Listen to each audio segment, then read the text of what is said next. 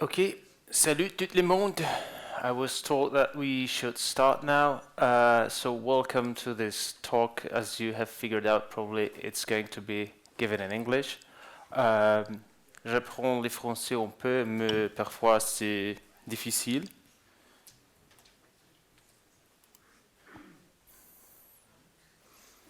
How often do you order a table for a horse? Like, this is one of the exercises I was given when I, tried to learn French. So that's why. Sorry. Yeah. So I believe you came here to this very room because you'd like to learn something about Java. So we have 3 hours to learn about Java. And as far as I know, at Devoxx France, this is known the university session. The other Devoxxers call it a deep dive, hence the diver here. So we're going to, we're not just going to do like hello world, hello world, hello world. Hopefully, this is my goal to pass some knowledge for you, how this can work and so on. So I assume you came here because you have questions, right? And the most important question you have right now is, what the heck is this guy's name? Okay. I know this. Je suis polonais, j'habite à Pologne, et mon nom est polonais aussi. Sais-tu? So mon prénom est comme mon Pierre en français. Piotr, Peter, Pierre. It's just the story. And for my family name, apparently I do have some vowels there, so if it has to be recorded, my family name is Przybyl, but really you shouldn't be worried about this. Yeah, I know how it probably sounds all to you like which is actually a valid sentence in Polish. Yeah, so if you need to catch me later, you can send me a DM on Twitter or Telegram. This is my nickname. I am working as a software gardener for an awesome company called Atomic Jar. So we are the test containers company. Little disclaimer, I also work sometimes as a trainer, training people with Java, Scala, migrating their source code, their mindset, if you will, as well to new Java versions. And from time to time I post something on my personal blog, which is Software Garden Dev. Yeah, so much about me. Sorry, just the disclaimer. I mostly do Java. I work in Java since Java 1.3. I even backported some code back then to Java 1.2. Sometimes I do Scala, and nowadays I also do Go. I also write in Go at Atomic Jar. And yeah, the question is, who are you? So I'd like to, so we know each other a bit better. So who's working primarily in Java? Yeah, everyone. Anyone working in other JVM languages? Like Kotlin, Scala, Groovy. Okay. Who's using Java 8? Okay, Java 11. Ooh, a lot of people. I like it. Who is using something newer than Java 11? Java 17, 16 perhaps? Okay, so we're in the right room. Now, who prefers voting with right hand? Who prefers the left hand? Okay, so now we know each other. That's great. Little disclaimer, caveat auditoris. So everyone can make a mistake, right? I can make a mistake. Fortunately, this is not a remote session over the internet, so I'm talking to real people, and I'm really grateful for that. And, everyone can make a mistake, so check on your own. Errare humanum est, right? Okay, so let's talk about Java 16 briefly. So it was released over a half year ago. Now Java releases, the major versions are released every 6 months. So we have a release in March, we have a release in September, right? So it has 17 JEPs in total. Here is, the link is, the presentation is online. The links are working and so on, so you can just, follow the slides later on. So I encourage you to read the release notes. Do your RTFM, basically. And what do we have? We have new syntax, we have records, we have pattern matching with instanceof, we have preview features like sealed classes, which became standard feature in Java 17. We had incubator modules for foreign memory access, foreign link, vector API. We had some infrastructure JEPs. We had also new ports and some other features, right? And interestingly, this is kind of like table list of matrix, whatever we call it, right? So as you can see, we had 3 JEPs from Project Amber, 3 from Panama, and 1 from Valhalla and Jigsaw, meaning that Java is really going to spread, like cover more areas, right? So if you're not familiar with this, there are so-called umbrella projects in Java. So Amber basically is about like new syntax, new language features, right? Panama is about the native stuff, so we can call native libraries, have off-heap memory, better use our CPUs, and so on. Valhalla is about making things nicer in terms of like generics, value objects, and so on, so less overhead, so to say. Jigsaw, modules, I think you know it, but still we have no loom. And this is also the case for Java 17, right? So no green threads, lightweight threads, or whatever the name is this week. I can't tell. Okay, so here is the list. This is half of the JEPs. Like you can see them here. This is another half of the JEPs from Java 16. And Java 17, which was released not longer than just 15 days ago, right? It's an LTS, of course, long time support. It had slightly less JEPs, only 14, or 14 is still a pretty decent number. Again, release notes with like a whole page, I don't know, maybe better than Netflix if you need to fall asleep or something. Again, we had new syntax, sealed classes, we have preview features, pattern matching for switch, we have incubator modules, the foreign calls and memory got merged into a single JEP basically. We had new port and again other features. So again, one half of the JEPs for you, another half of the JEPs for you. That would be all, thank you. I mean, read the freaking manual, yeah, thank you very much. Of course, this is not why are we here, yeah, I came here because I like talking and meeting you. In case you haven't read this out, in the small letter here are the big ones. So in case we miss something, find me around hanging out here later on. Yeah, so we'll talk about this Java, yeah? But before we go to actual features, let's take a minute and talk about this concept of LTS, right? So many people got like, how should I say, even frenzy perhaps, because yeah, Java 17 is an LTS, right? It's long-time support and so on and so on and so on. Question is, shall we migrate to other Java versions when they come, like Java 18, 19, 20, and so on, or should we stick to the latest LTS or the latest LTS we can support? And the answer is, it depends. Who said it depends?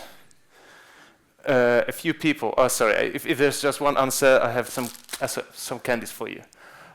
So be fast and shout loud so I can notice you. Okay? It depends. It depends on many factors. Yeah. If your software runs using the latest Java, I think you should go for it.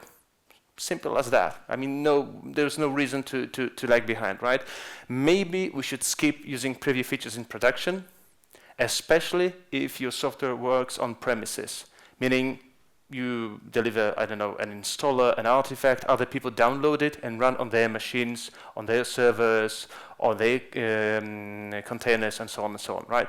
But if you're on, like running the stuff on your own, perhaps you could even use them. What does it mean to migrate to non-LTS? I mean, I've been migrating and using non-LTS versions along the way, right? Maybe not every version since Java 11, but I covered, for example, 15, 16, and V14, I believe, right? One thing is this so-called support cliff. So when a non-LTS version is released, right, then the previous non-LTS version doesn't have any more support. And this includes like security updates and so on and so on. So you have to jump to a new one, or you need to find someone who will support this version. As far as I can tell, for example, Azure had this policy that they were supporting Java 13 and 15 longer than 6 months, right? So you need to find either a vendor or just jump over this cliff. There's a problem called cloud providers, right? So finding a cloud provider providing you a non-LTS Java version might be problematic sometimes. And as I told you, it means no preview features for the others, usually. I mean, when you're running on premises. It's not impossible, it is possible, but you know, people might start like complaining, why do I need this switch enable preview? It doesn't seem secure, blah, blah, blah. Sometimes it's not worth explaining, basically. What it means also when it comes to preview features is that you need to recompile the features even if they didn't change for the next release. Okay, so this is how preview features work, and what you can get, what are the benefits, for example, is that even without recompiling your code, say your target version is still Java 8 or Java 11 in your build file, right? It is hard-coded there, Java 8, Java 11. Still, when you run it on modern JDK/JVM, provided it runs, right, you will benefit, for example, from new garbage collectors, from improved garbage collectors, from faster startup times, and so on and so on. So even without recompiling your code, you can benefit from having and running new JDK/JVM.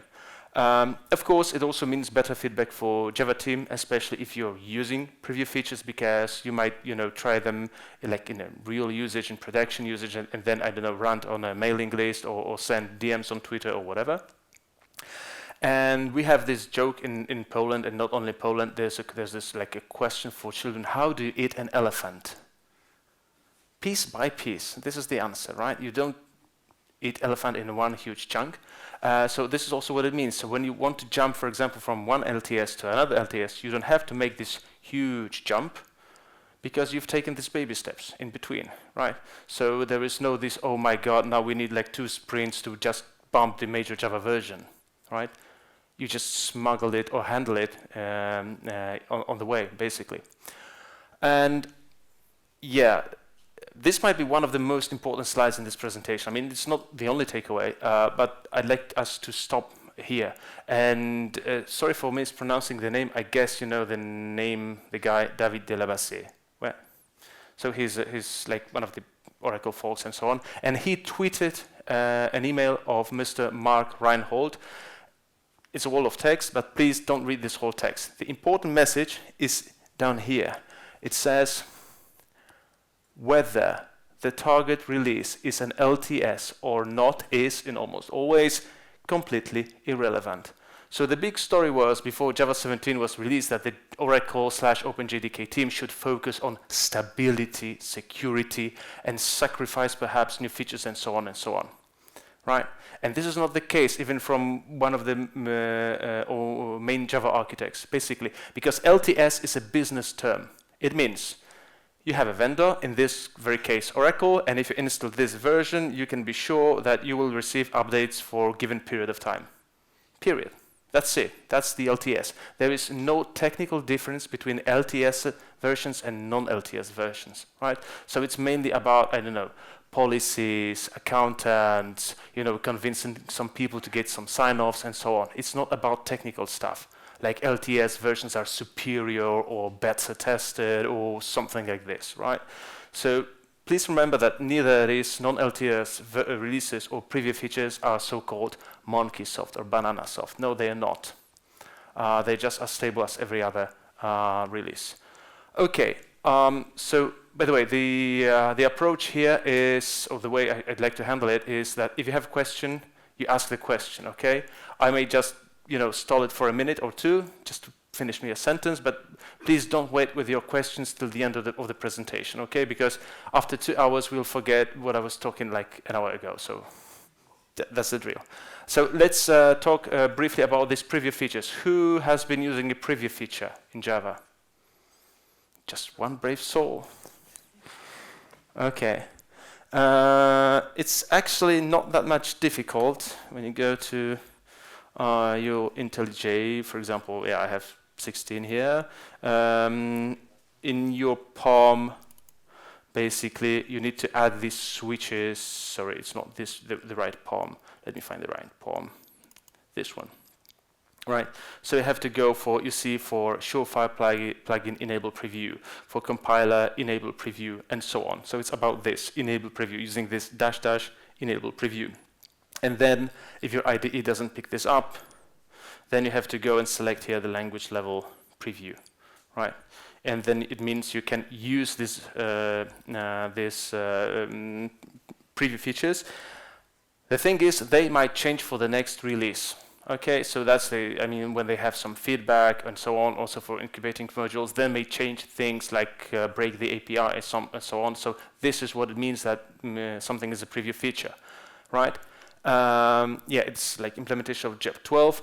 And important thing is when you compile using Java-C and preview features, it will only run on this JDK version, exactly this version. So let's say I compiled some code, as you have seen, with Java 16 and enable preview. It works only on JVM 16. It doesn't work, obviously, on previous versions, but it also doesn't work in Java 17 and so on, even if there has been no change in the API whatsoever.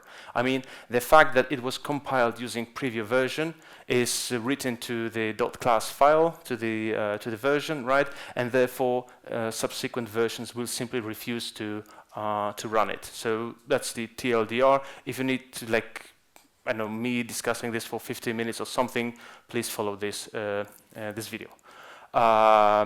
Okay, two other changes, Git and GitHub. Who's using Git? It's kind of an obvious question, right? Yeah, almost everyone is using Git.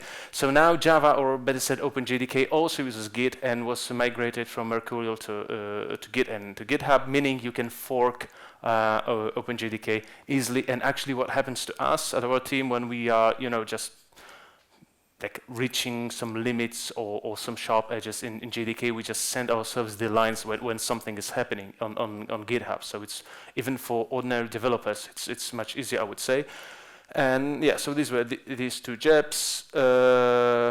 Yeah, and you can actually go there. You see, it should be, yeah, so you see, you have this whole thing, you can fork it. See, there are so many forks, so why not adding your own and so on. Okay. So, also for the people who are working on JVM itself, since Java 16, they can use language features of C++ from version 14. And this also requires some changes to your build pipeline and so on and so on. But if you're not working on this, this is probably not so much relevant for you. Yeah, we have new builds. So in Java 16, we had a new build for Alpine Linux and for ARch64 for Windows in Java 16. And maybe that's even more important, who has Apple's machine with M1? Yeah, again, brave soul. And another one here, or maybe not. Okay, so now you also have Java 17 build supporting your exact CPU architecture, right? So this is important for some people. Okay, so let's go for something, well, maybe still not exciting, maybe a bit annoying, but very, very much needed. Warnings for value-based classes. Who has heard of value-based classes? Anyone? Few people. Okay, so let me describe what it is. So it's a standard feature of Java 16, this JEP. What are the value-based classes? These are the classes, so when you have the instances of these classes, right, they shouldn't be compared using equals. Using equals, not the identity, the opposite, right? So what matters in an object of a value class is the value inside, right? So that's why we don't care about their identity. And for some, it could be seen as a wrappers. Or, I mean, they are not technically wrappers, but they're kind of. I mean, perhaps it will ease you the understanding. They are immutable, okay? And they are constructed using factory methods, no constructors. And they should be, when you have two instances, you should be able to replace one with the another. Let's say you have a big long of 42. Two big longs, 42, right? So this 42 is as much valid and equal and correct as this other 42. So you should be able to like get rid of one of them and use both. And also what's important about these value-based objects is that they give away their identity. So in the future, when Project Valhalla comes in, we will be able to do such a thing. For example, when we have an array, you have an array of, let's say, 1 million big doubles, okay? Or another value object class. And then the thing is, you have in memory 2 million headers, and each header is exactly the same, right? So the whole point is, for example, in this very case, to get rid of this header. So we keep this header kind of only for this array, right? And then we have just only 2 million values. That's why we don't care about the identity of these objects, but about the actual value they keep inside. So that's the reason why Java is going in this direction, right? Yeah, so there's description of value-based classes here as well, like a formal one. And let's talk about some examples. So all these integerish types or primitive-ish types, right? Okay, so like integer, boolean, and character. There's optional, double, and so on. So when you have an optional and there's exactly the same value inside, we don't care about the value inside. All these new time objects, like instant, like now is going to be the same now once we snapshot it, right? It doesn't change. And all the implementations of results returned by a list of, list copy of, set of, map entry, and so on and so on. So these are value-based classes as well. And actually other annotated by this value-based. So let me go to code. I should have a short demo here. So let's jump to long. And see, it has this annotation here.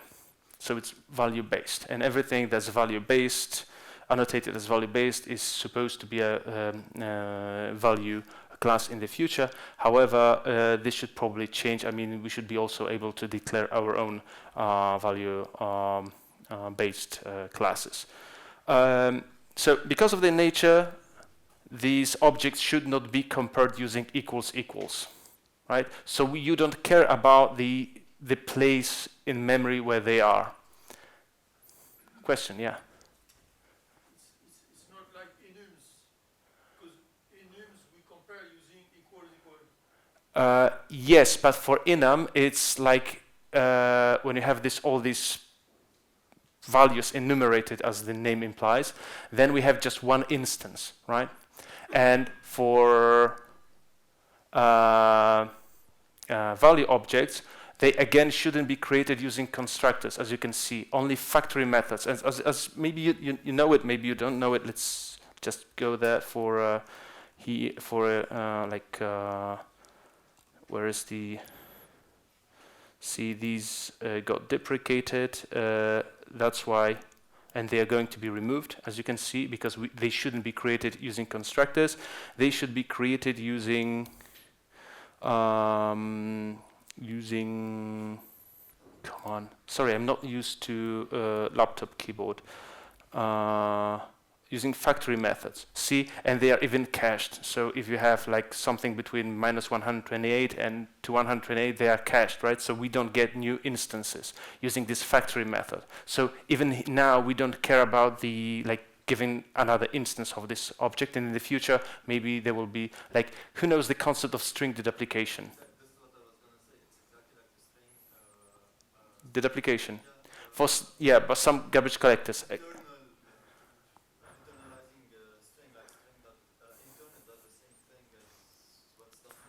Yes, exactly. So this is why one of the benefits of using value classes in the future, right? So even when you call the same thing using this factory method, we'll be able to get the same value. And they should not be used for synchronization because they are about to lose their identity, meaning their header, right? So that's why they shouldn't be used for this. And this is like excerpt from this JEP. This JEP is to make developers more aware that that we should be prepared for Project Valhalla going GA. And this is actually what I like very much about Project Valhalla. But who has this, or who has seen this illegal access warning in logs? Yeah, a few souls, exactly, maybe even more. Exactly. So the thing is, the thing was with Project Jigsaw that Project Jigsaw went GA. And we also had the warnings at the very same time, right? And with Valhalla, it's opposite. First, we get the warnings, so we can clean our code, we can clean our dependencies, and then Valhalla can come, and nice and shiny and so on in the future. So constructors are deprecated for removal. I just shown you that. The synchronization warnings are emitted by Java C when we select new warning from compiler. This is a new warning, and it can be even detected by hotspot depending on one of these two flags. So you can even go like illegal access deny, meaning the thing will go belly up, it will die even when such a synchronization is detected. And it can be also logged to console and Java flight recorder. And when we have like third-party dependency, I don't know, like jars or something, we can go for jdep scan. So let me go to the code quickly. Okay, right.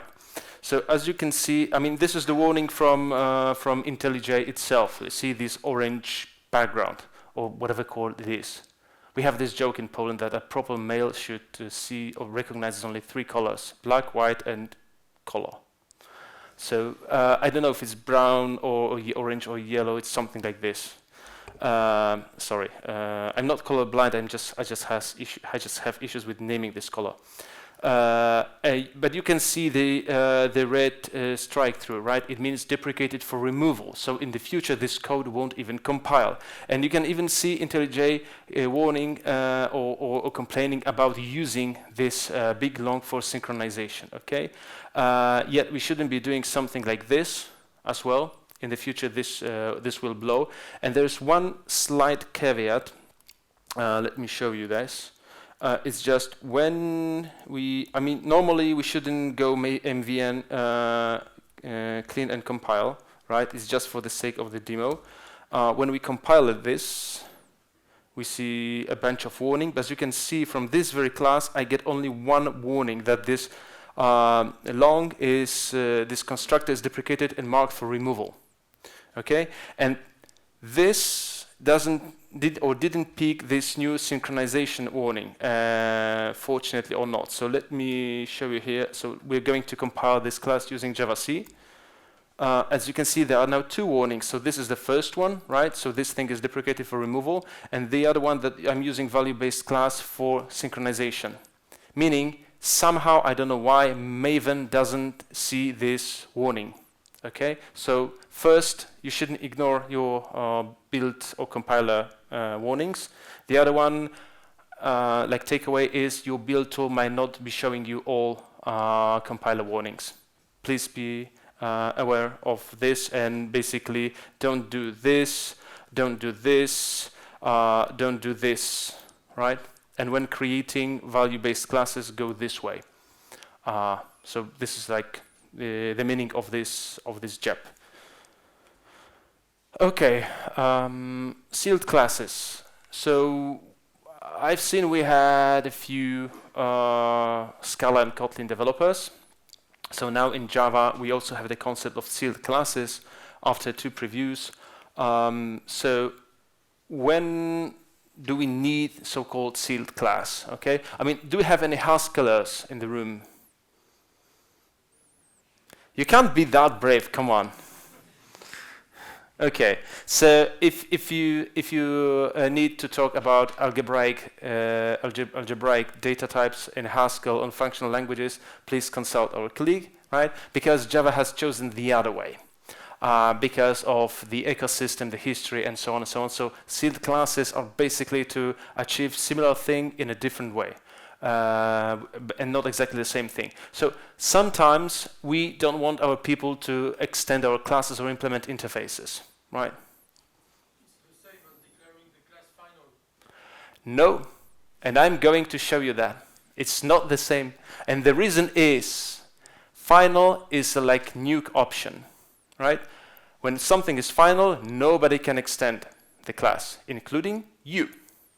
Right? And the thing is, with sealed classes, you say who can extend the class and prevent everybody else. It's like a friend in C++. No. No, it's not. Based on your definition? It's even written in JEP that it's not like friend in C++. I mean, I encourage you to follow this JEP, okay?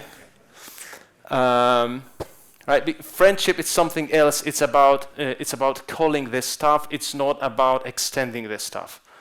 That's difference, right? So it's not about inheritance, basically.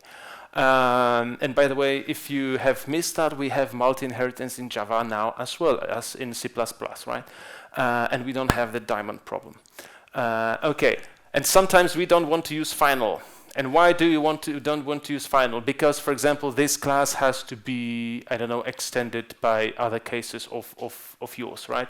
And we don't want to reduce or can't reduce the visibility from public, for example. And the reason is you want to use it in another package, right?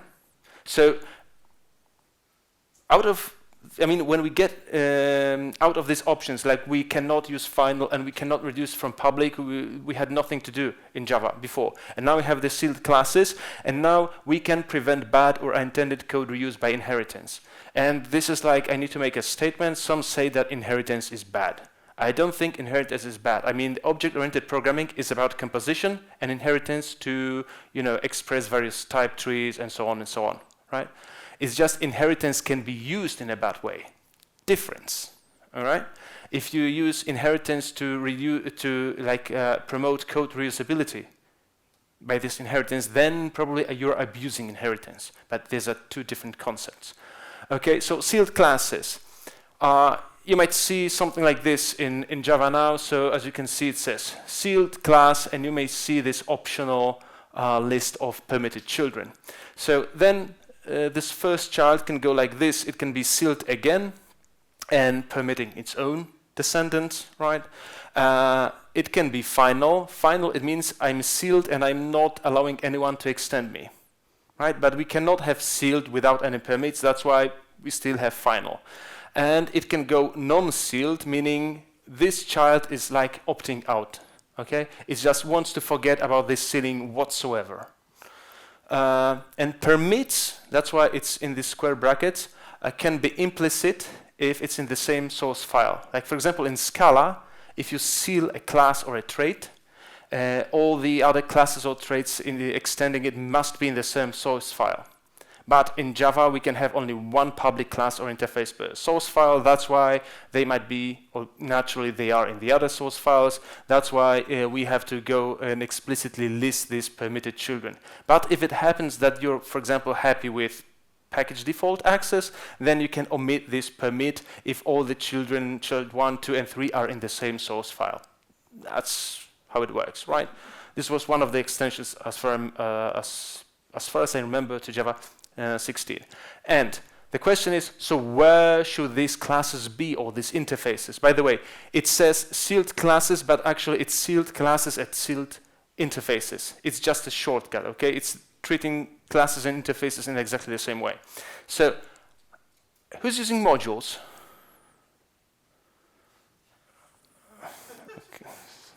Okay, but we have three people. I'm using modules as well sometimes. So if you're using modules, they have to be in the same module. And if we are not using this, like any package, but if you are not using modules, like all unnamed and so on, like class path approach, then they have to be in the same package. Question? Can you still cheat and get around it with the reflection? There's always this question.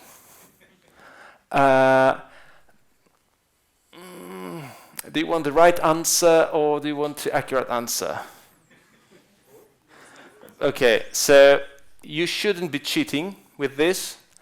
And as far as I can tell, there are already some agents bypassing this and illegal access and so on and so on. But for me, using such an agent is like asking for trouble. It's like this JetBrains folks, they, like, for example, receive like a bug report, like you see this IntelliJ instance of yours created an error when I was working on source code. Here's the stack trace, and on the very top of the stack trace there is like instrumented by an agent which is removing the license, right? So this is kind of the same. Like, it's cheating, and it's I'm going to present you why do we have it. Like, what's the actual case in the next slide, and this is the case. I mean, back then, when I was at the university, everybody was frenzy about the thing called UML. I don't know if it's still in use, but this is kind of UML-ish diagram. Let me show what it means. So we have these two boxes, and this box is library. Let's say you are a library maintainer. you maintain a library for open source or for your company, so the other teams are using this library, like a core library or something like this, like incorporating into a dozen micromodules, microservices or something like this, right? And these are the types you want to take care about. And this is so-called user code, right? So we have this library type doing something. This can be class or interface. I mean, again, me saying type for class and interface is a shortcut, maybe an abuse. And we want to permit this inheritance marked here in green, so we can create this abstract lib type implementation, and again to descendants, and we can also implement it or extend it in this no op lib type implementation. And we want all these green arrows to be permitted, and we use sealing for this. So we seal this type that only this, and this type can extend it or implement it. Right? And we don't want our users or the users of this code to go for this red meaning bad or forbidden or banned arrows. So they cannot extend or inherit these types. Right? They can still use it or compose it, as you can see with this blue composition or aggregation and this blue usage here. So they can still use it as method parameters, return types, field types, right? We want to permit it. It's just we don't want to allow them to go to extend or implement it. Why? For example, we have this if-else, right? Or we have this switch. And we cannot, when you are a maintainer of the library and you're creating this switch or if-else, you cannot like foresee every possible implementation out there, right? That's one thing. For example, you have kind of like, I don't know, like something like events or even external definitions, like, I don't know, some IDL files or something like this, and automatically you would like to create your types. Something like Juke is doing, for example, only for SQL thing, right? And then you want to seal the thing to make sure that it's actually reflecting the thing and not that someone is abusing, you know, the whole inheritance by creating their own little type, inheriting this, so just, you know, smuggles it. And so the story goes, right? So in Java, we will end up having something like this. We say that this library type interface is sealed. It permits its two children. And permission is direct. You cannot permit your like grandchildren. You permit only your children, okay? And you can extend only your parent. You cannot extend your grandparents, so to say. So again, you see this this type is. Why am I showing this? Sorry, like this is slide. I can do anything in slides, right? And we should be going for actually code, right? I mean, in code we trust. Okay, yeah. See, this is how it works. So we have this library type. It's sealed. It permits this thing and this no op here, and then this thing permits its two children. Right, and then we don't have to go with sealed and something because it's final. And because all of them are in the same source file, we can get rid of this permitted. The code compiles as well. Right. So this is how it gets basically implemented. How it works in Java. And then it means, if this would be like user code, that they cannot extend it or they cannot implement it. Basically, it won't work. Right? Still, what will work for them is, as you can see, they can use it as a field type or as a method parameter type. Right? It's working. Okay. Right, so back to the slides. Yeah, so this doesn't work, this works. And this is about 3 ETs. I don't know how this would translate to French. In Poland, these are ość. Okay, so we have 3 ETs. They are somewhat overlapping, but they are not exactly the same. So we have the first ET. I named it visibility. And we know it. It's in Java since the beginning, right? It's public, protected, package default, and private, right?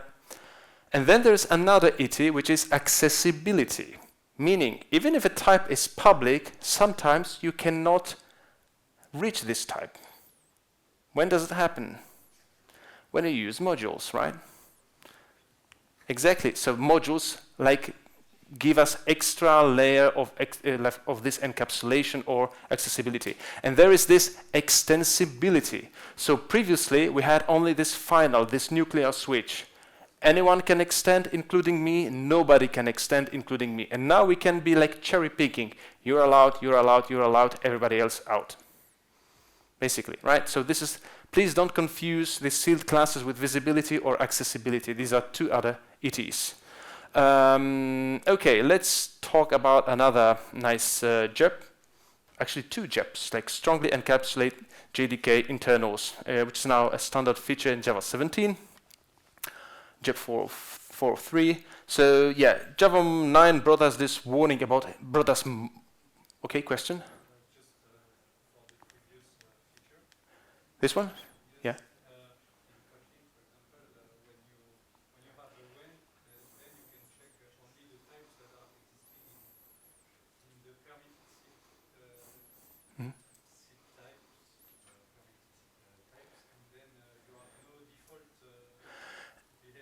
Exactly. This is also what happened to Java 17. We'll get to that with pattern and matching for switch. Yeah. So this is one of the benefits, right? So then you don't have to go for this else or default. Yeah. That's it. Thanks for this remark. Chocolate or jellies? Come and pick whatever you prefer. I'm not going to throw it. You know. I'm afraid you're too far. And okay. So Java 9 brought us not only modules, but also these warnings about these modules, right? Yeah, and some suggest that these are just warnings. So, you know, warning means it should be ignored or can be safely ignored. And the worst thing is some people follow this advice, I would say. And we have to remember that this flag or switch, illegal access permit, was promised to be temporary. Okay, I should have a code for this. I should have a code for this one. Let's go for the code. Strongly encapsulated internals. Yeah. Okay, so let me run this code. Copy, and this is Java 11. Java version, yeah, it's 11. Let's go for Java, boom. Oops, sorry, it's missing an A. Yeah, and see, it works. It kind of works, right? And yeah, people forgot to read this, that it's like, yeah, it's illegal access operation has occurred, and yeah, that it should use illegal access warn to read about this and so on. Yeah, just silence it, go for illegal access permit. This is what they used to say. Go for illegal access permit. Sorry. Yeah, as I told you, it's not my usual keyboard. My fingers are way too big. Still, sorry. Where? Sorry, illegal. Yeah. Anyways, yeah, it's legal access. Maybe. It's not that much important. It's like in Java 11 the code was running, okay? And then in Java 16, what came? It's in Java 16. It's Java version. Yeah, it's 16. In Java 16, it doesn't work. Kaboom! The thing goes belly up, right? So again, what some said. Let me try to type it. Maybe it will work. Illegal access equals permit. Yeah, thing is working, right? Hooray! We fixed the thing. It's working in Java 16, right? It's just some people didn't notice some things, and we'll get to that. So what to do? The first thing is to stop using setAccessible_true. Okay? There are different ways to summon a demon, they say. Some draw, pentagrams, some light black candles, and some type setAccessible_true. It's equally bad, right? How you should fix this code in my opinion, is this, right? You see set accessible true, but what we are here, we are actually to take a look into the byte value of this field. So how about going like, perhaps, let me try this, input dot get bytes in UTF-8. Right, let's then remove this thing, and let's remove this thing here, right? Oops, sorry, that would be too much. And let's run it again. It's working, right? And again, we want to get seconds out of this instance, so perhaps we'd like to get something like, now get epoch second, remove this 2, and now let's run it again. Oh, sorry, not here. See, and now I can get rid of this illegal access. And as you can see, the thing is working, right? Okay, we should go for, sorry, I cleaned this there too, oh, sorry, not too much. Because I should be using this arrays, what was that? To string, exactly. To make it visible. Okay. So this is how you fix the problem. You don't go for illegal access permit, you get rid of the illegal access. You get rid of the summoning of the demons of in deep reflection. Right? This is how you do the thing. You don't go for the illegal access permit. I mean, sometimes when you want to debug this, you go for illegal access debug, which will show you the whole stack trace, or one which will just notify you every time it occurs, right? And then you go, if you really can't delete this because it's, let's say, it's used by an OEM or it's like third-party code and you really can't get rid of this, then you keep this code as it was, and instead you go for all these add opens, right? So when we go for this add opens, then basically you say, okay, out of the module Java base, I'm opening a Java lang package to everything that's in class path, meaning this code. And again, we do the same for Java base and Java time because we are like doing this deep reflection on an instant, right? And then, as you can see, there is no warning as well. Only we end up with a long, possibly long enumerative list of opening this and that and everything else. So if you can't get rid of set accessible true, this is what you do. You don't go for set illegal access permit, right? Or else you can just, use this illegal access permit, or even don't upgrade your code to Java 16 and keep producing legacy code, because who cares, right? You'll be promoted to manager soon anyway. Right, so the roses are red, reflection may hit, you shall not use illegal access permit. So yeah, it's my poem. I wrote it. Yeah, so for my, thank you very much. Merci beaucoup. And the whole explanation is on my blog page, right? And again, how to migrate it if you need more sophisticated way, there's a video for you from Devoxx Poland. Yeah, and now we have this, in Java 17, we have this JEP 403. And I don't know if this is an Easter egg. I mean, maybe this 403 is not an Easter egg, but I think if it's not, it's still a perfect one. We all know the code, right? The HTTP code, access denied, right? Yeah, so in Java 17, the illegal access is basically no more. It got removed because people didn't read the damn thing, basically. Sorry for my bad French. Yeah, so when we were calling it like this, the warning changed. See, it says, is deprecated and will be removed in a future release. And we all got used to all these commercials, this marketing BS and so on, the future will come and so on. Forget it, the future is now. The future is, to be precise, for last 15 days in Java 17, right? Because in Java 17, I can't go for Java, oops, sorry, too much. I can't go for, of course I can go for add opens, right? and that's the only way I should go if I can't change the source code, but I can't go illegal legal access, let's say warn, because it goes belly up, because it says support was removed in 17. So again, the future is now. If you like it or not, I can't tell, right? But it means basically that just getting away by calling set accessible true is no longer possible. And personally, I think it's good, because encapsulation was meant for something, basically.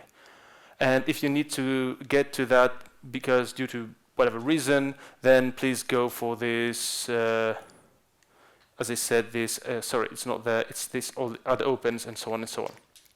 All right. So pattern matching for instanceof introduced in Java 16 as this JEP. Who knows this code? Worse, who had to write this code? Yeah, and it's like, I don't know, like 12 or 15 years ago, I was working with a guy, and I came to a company to teach them Java, and he came directly from ADA team. I don't know if you know the language called ADA for, I mean, back in the day, that was a thing to make concurrent programming, right? Kind of an airline niche, so to say.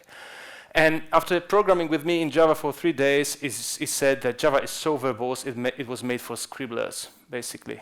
And I could not agree.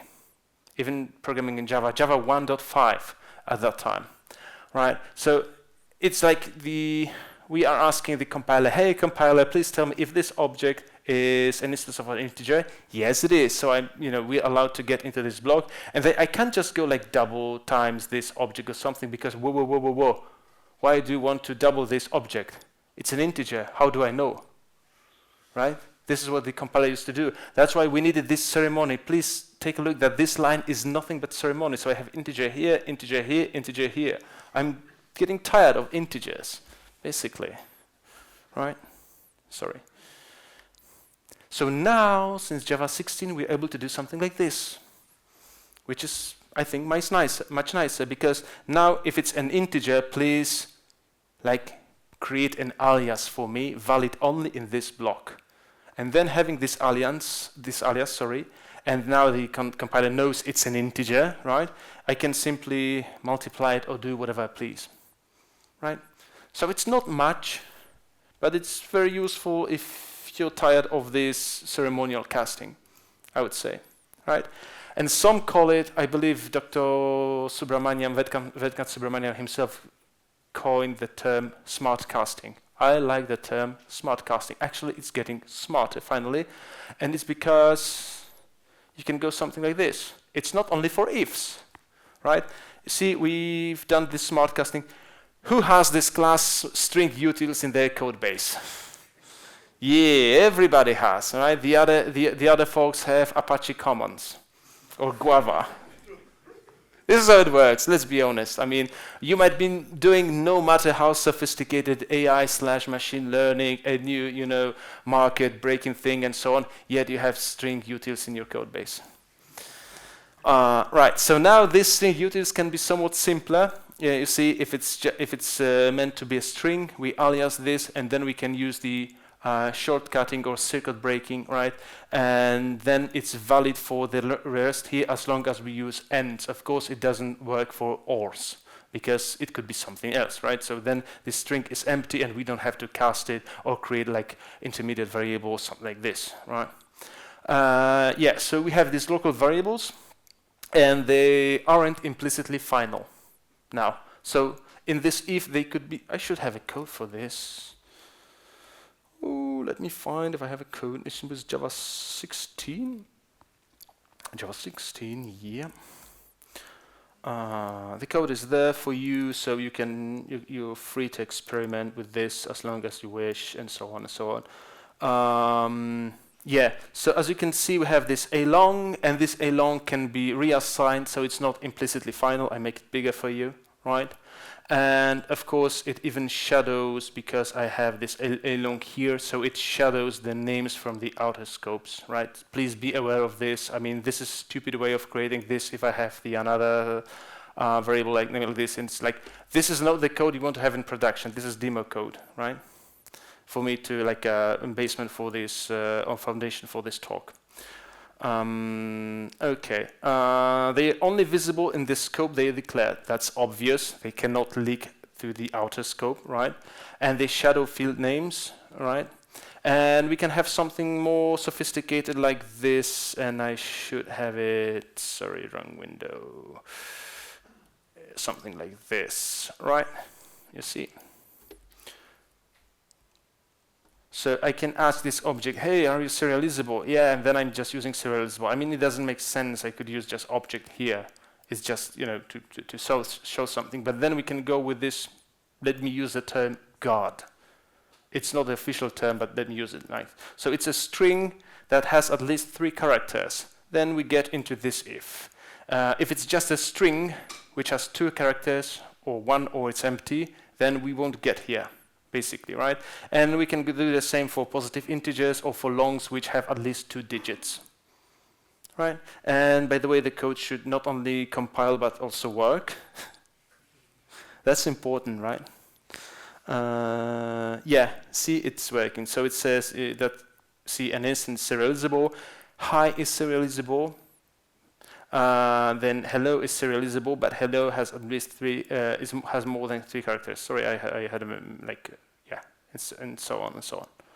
So see, this is how it works. Okay. One thing I'd like you to remember is not to abuse it when it comes to equals. Okay? Because people now say, oh, no, it means that I should go for equals and use this instance of in equals. When do you use instance of in equals? No answer. When you expect. If the class is final. If that's one option. Okay, you can pick a chocolate or jellies. You can do it now. Yeah, I mean you've earned it anyhow. So. That's one thing, when the class is final. The other thing, when you expect children, for example, GPA entities, then you have to go for instance of, right? If for other cases, this will result, because this actually breaks the contract beyond the object equals, because the object equals says it should be symmetric, right? Meaning x equals epsilon is the same as epsilon equals x, sorry, right? And instance of will break this, right? So, sorry, I made a warning as well on my blog post. So now in this all flame wars, I can simply post the link to my blog. Right, we get now to pattern matching for switch, and unlike the previous things, you will need to use this enable preview switch for this thing, okay, in Java 17, else it won't work, it won't compile, and so on and so on. JEP 406, and yeah, maybe I didn't say that. In case I didn't say that, for sealed classes, final remains exactly the same as it was. Nothing changes in the meaning of final, okay? And for pattern matching for switch, nothing changes for switch instruction and switch expression. They work exactly the same they used to do. And in case you find a case when it doesn't work the way it used to work, it means you found a bug and you should notify the Java team, basically, right? So that's the thing, and this is how the code might look like.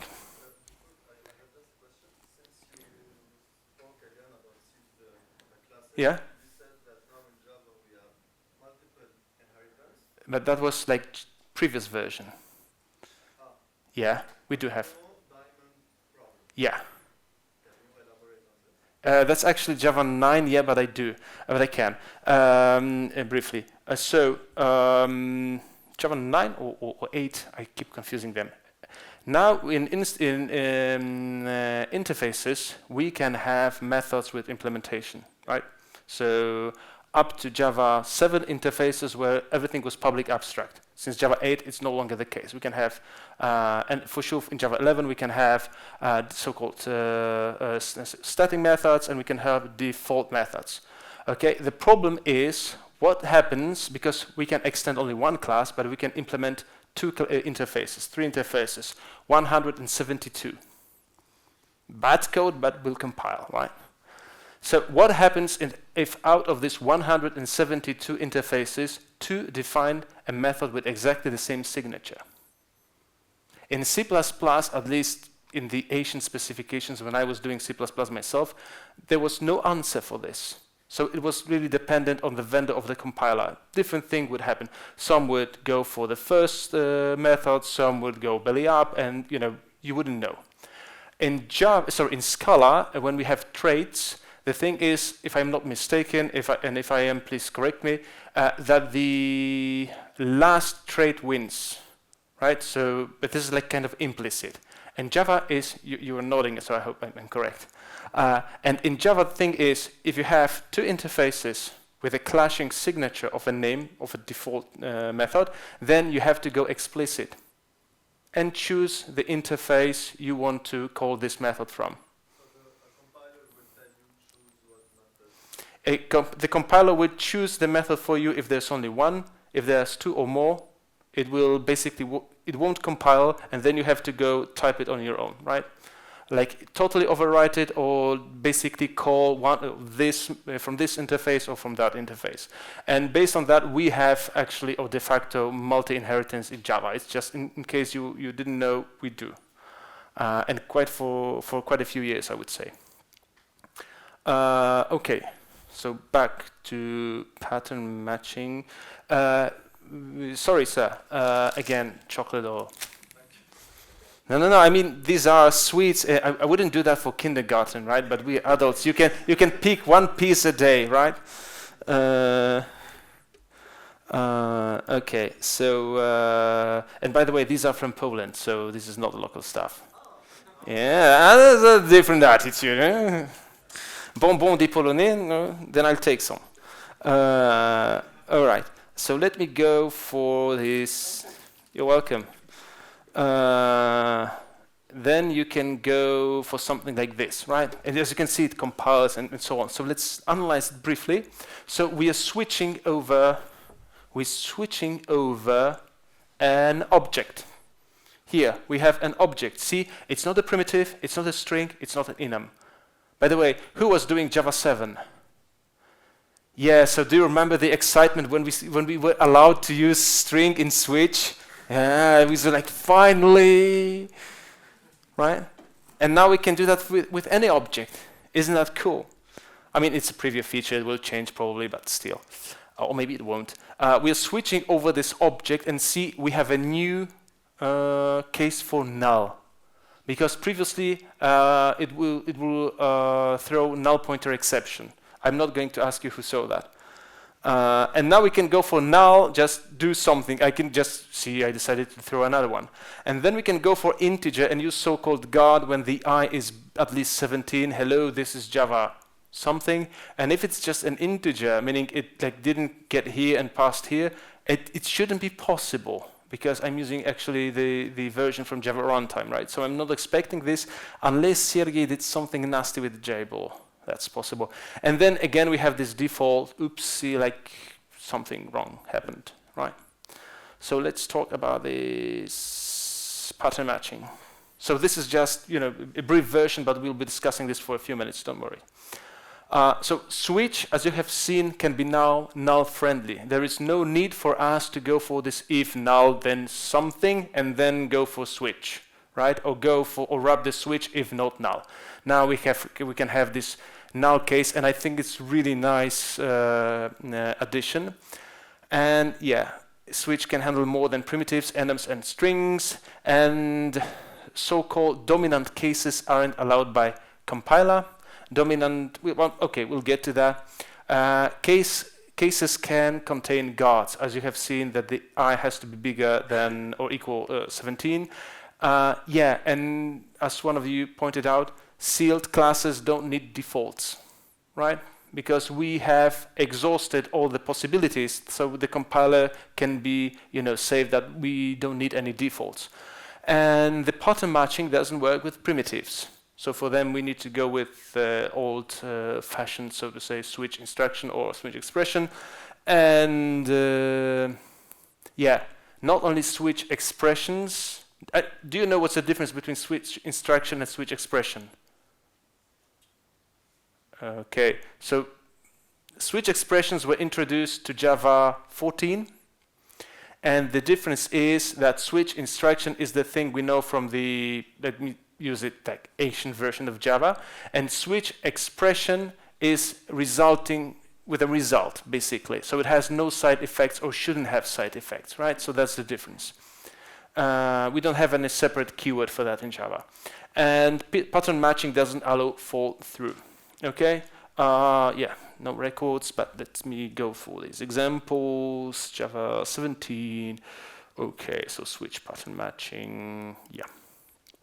Okay, so just for the sake of one of the following examples, I have this little sealed interface, and as you can see, I have a final class implementing it, I have a record implementing it, and I have non-sealed class implementing it as well. Question, and we can again win a chocolate or jellies.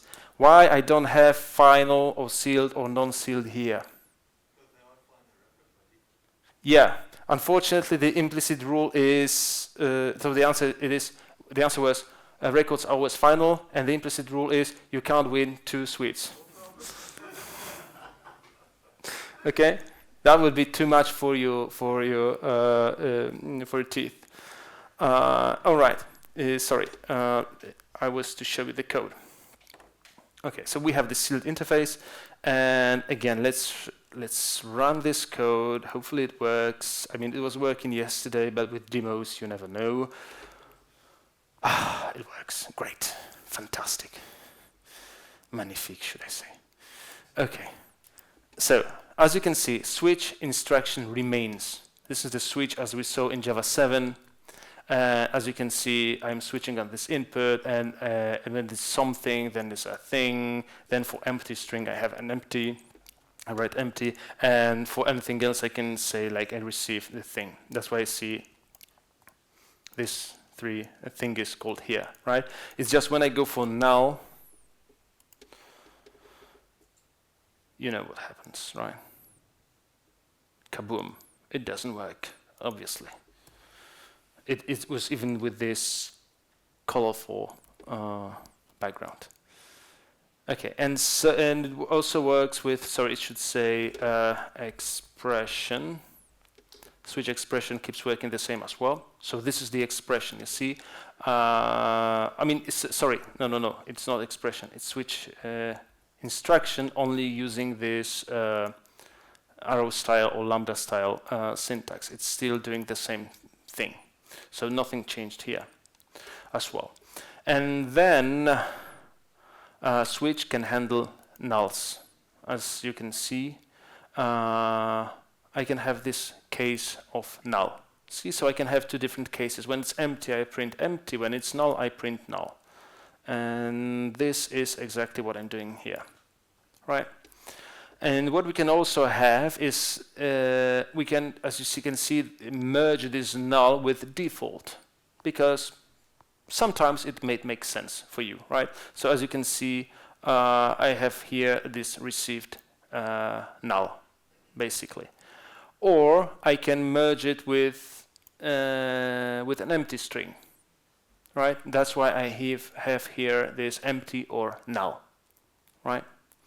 And switch can handle, of course, different types now.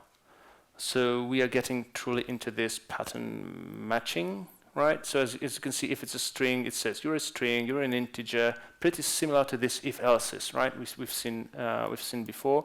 Let me just make it a bit bigger. See, you're a string, you're an integer, you're a long, you're something else. Yeah, you're something else. Interestingly, sorry, English isn't my mother tongue. We can also match arrays, right? So now I know it's a double array, and I'm printing the contents of this array. And yeah, switch with so-called dominant cases. So as you can see, if I try to go like this, it doesn't work. Why it doesn't work? It's because, of course, every string, every integer, and every long is serializable, right? So if it's serializable, it means I jump here and I cannot get into here.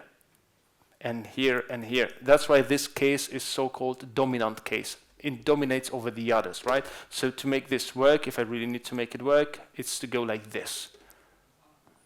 Yeah. So this is how you do this. If you need to care about this serializable. And yeah, and we have now go for the patterns. So this is the code I was showing you for instanceof, right? And this is kind of a similar code I'm showing you for pattern matching. So see if there's a string and if it has a sufficient length, I'm going here. If it's an integer and a positive one, I'm going here. Sorry, this code is misformatted here, right? And if it's a long that it has at least 2 digits, if it's an array and the first element is exactly 50, right? Then I'm getting here, and else this is something else, basically like a default, right? And see, this is like your positive integer long with at least 2 digits, and array starting with 50, right? And now we can also have these dominant cases for these guards, right? So this code works, but it won't work like this, because it goes from top to the bottom, obviously. So if it was already string, how could it be string that's longer, has at least 3 characters? It's impossible to get here, right? That's why this thing is called dominant case, and it doesn't work like this. But yeah, we need to be careful about this, because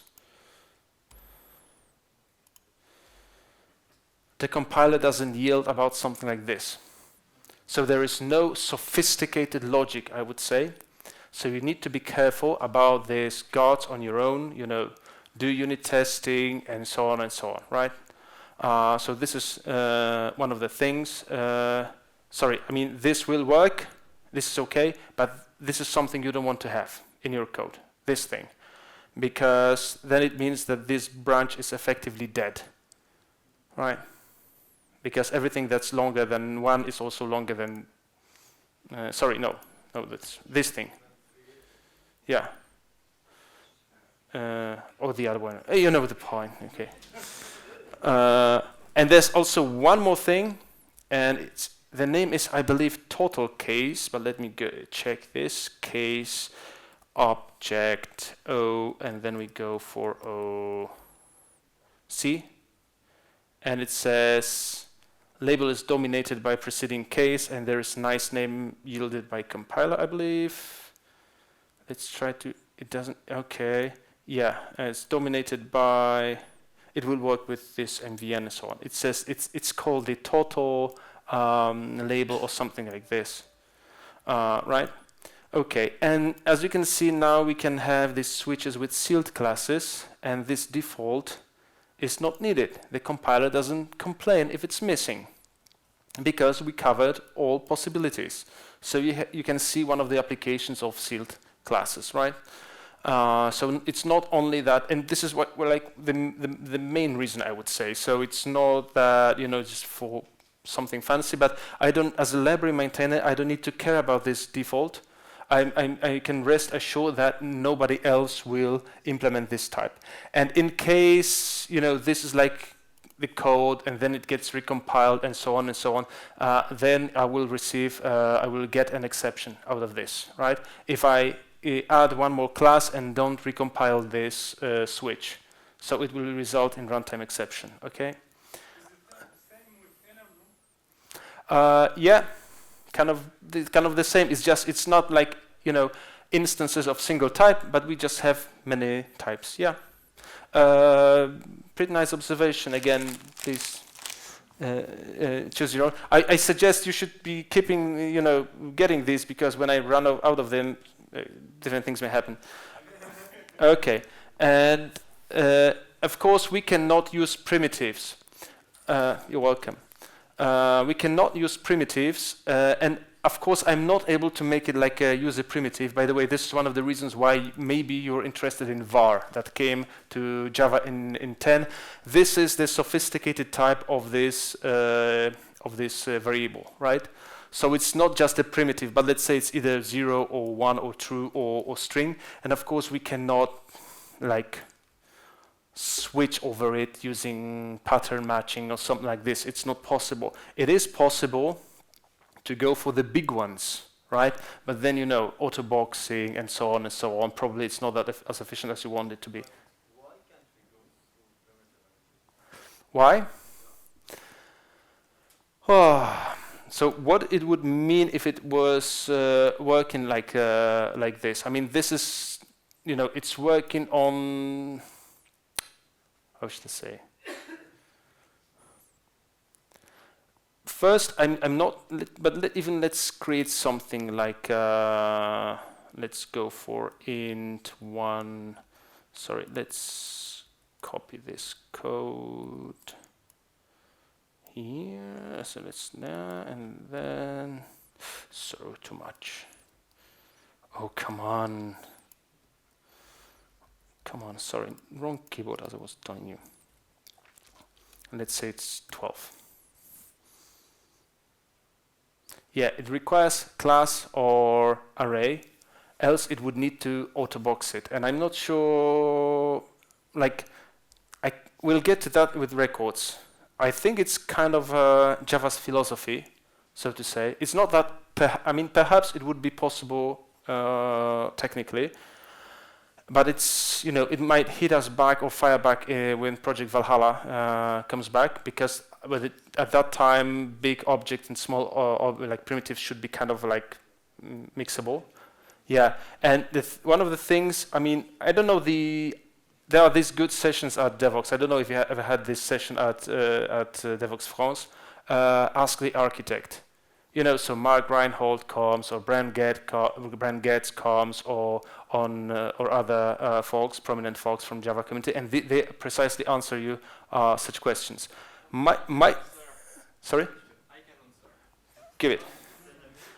The reason is you cannot do an instance of on it. And basically a switch on type is just a series of instances. Yeah, that's one of, that might be a valid explanation actually. So under the hood, it's think of it as a syntactic sugar, right? So under the hood is instanceof. So how do you instance off on a primitive?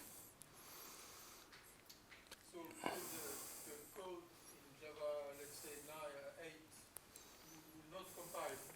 No, this is not Java 8 code. No, if I use a switch in Java 8 project using primitives. No.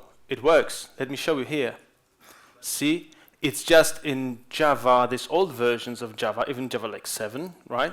See, what we are switching here is string, right? Or integer. It's just then this is integer, this is integer, this is integer.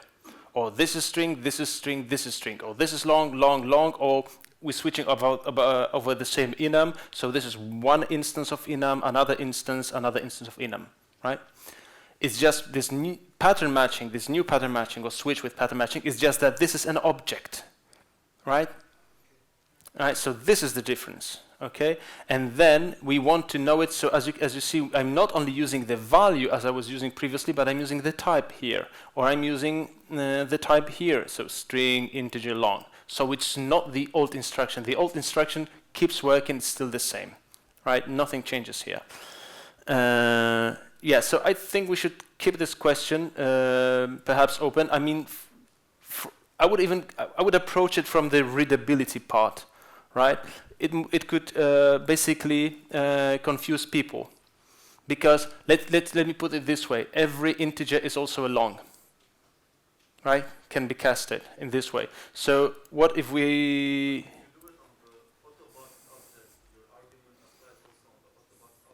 But then we would need to have this auto-boxing. And Java is, this is the philosophy of Java, that Java is explicit. That's why we have records, we don't have tuples, for example, right?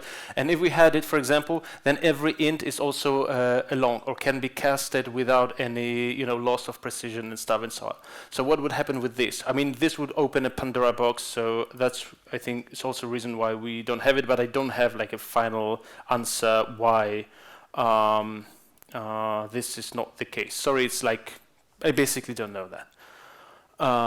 Yeah, and we have this, as you can see, we can also have this switch instructions with sealed classes.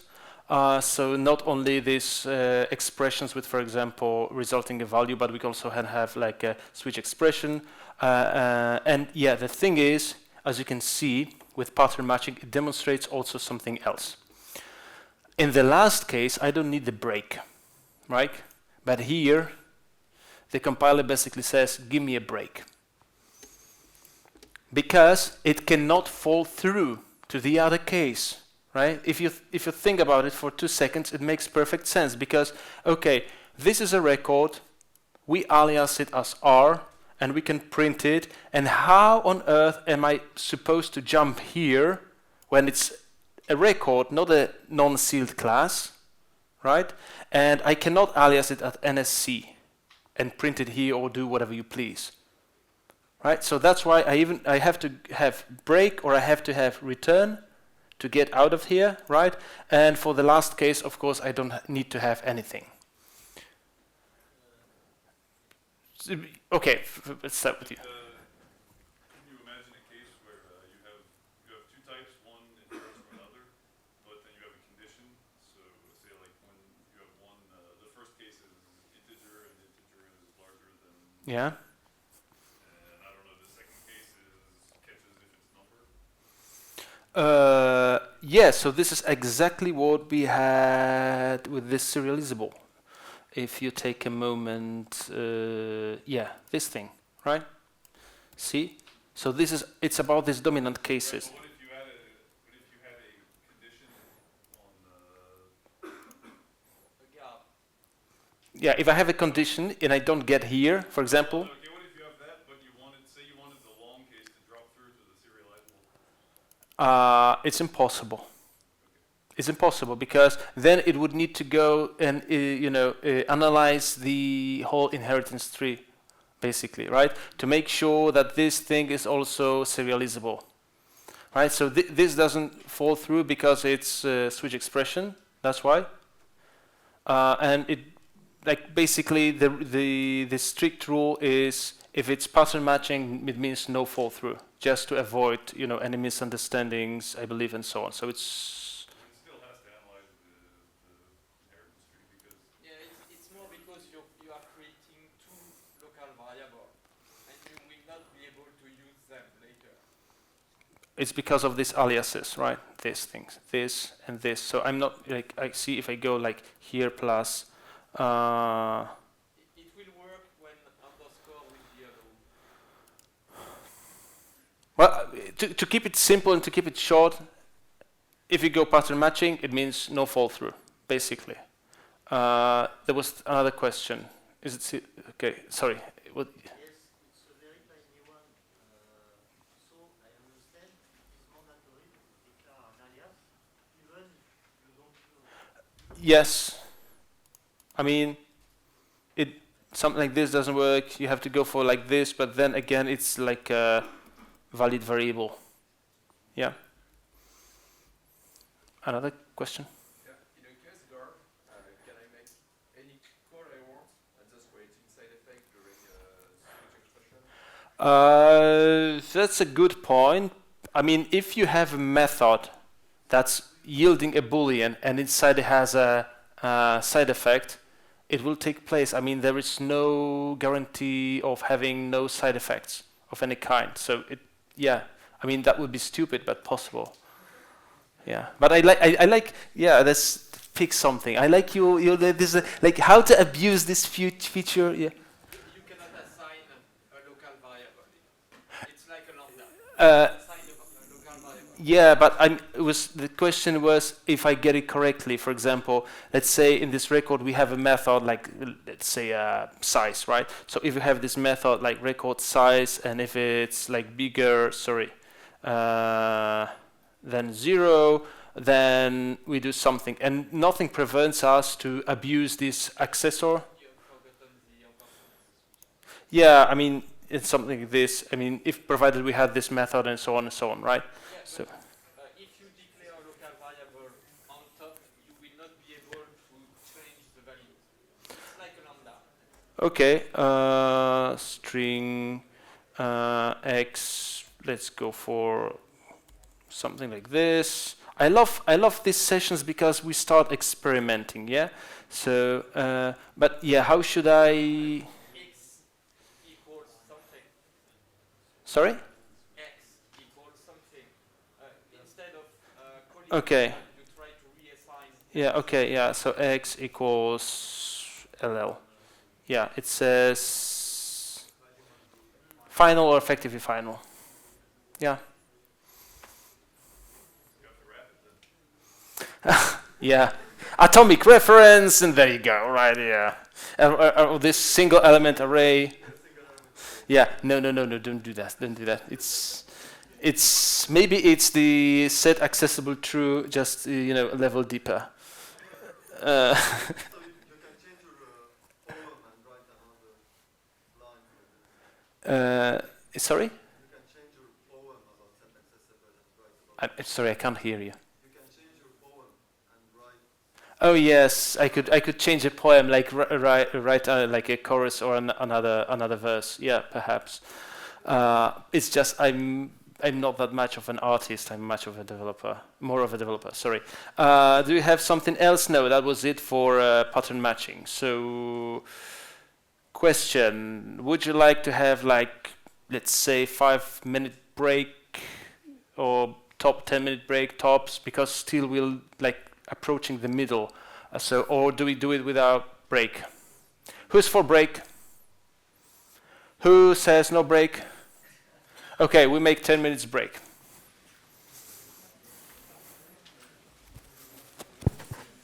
How do I? Can I mute it? Mute. You're welcome. It's a strawberry, fraise.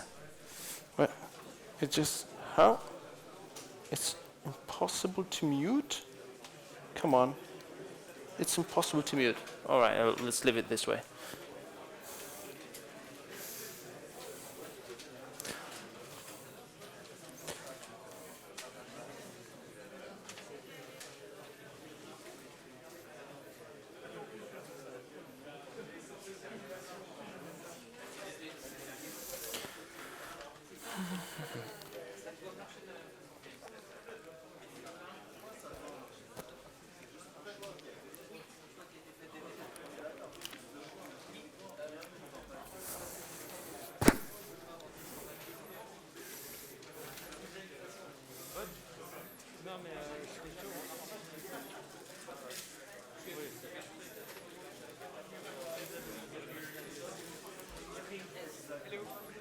Hello? Just a small question. Can we seal without permit or no? Can you do what? Seal interface? Seal Yes, without yes, of course. permit? So it's the same thing like a final now? It's We can't it's stand it. sealed is like final, but it's like not final totally, but final for everybody except who's permitted. Exactly. Exactly. Yeah. If we don't permit, it will be this. It will be thing that. like a final. Yeah. Then from my perspective, if I'm not permitted, then from my perspective, it's like final because I cannot extend it or implement it. Yeah. You're welcome.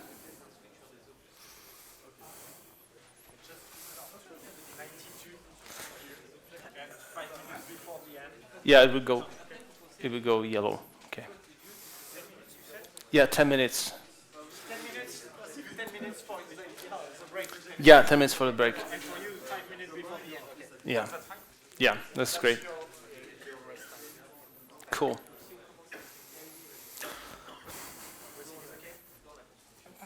Yeah, I love the audience. I mean, yeah, so I like, yeah, because I like these interactive sessions. I don't like me talking and everybody saying like mouth zip.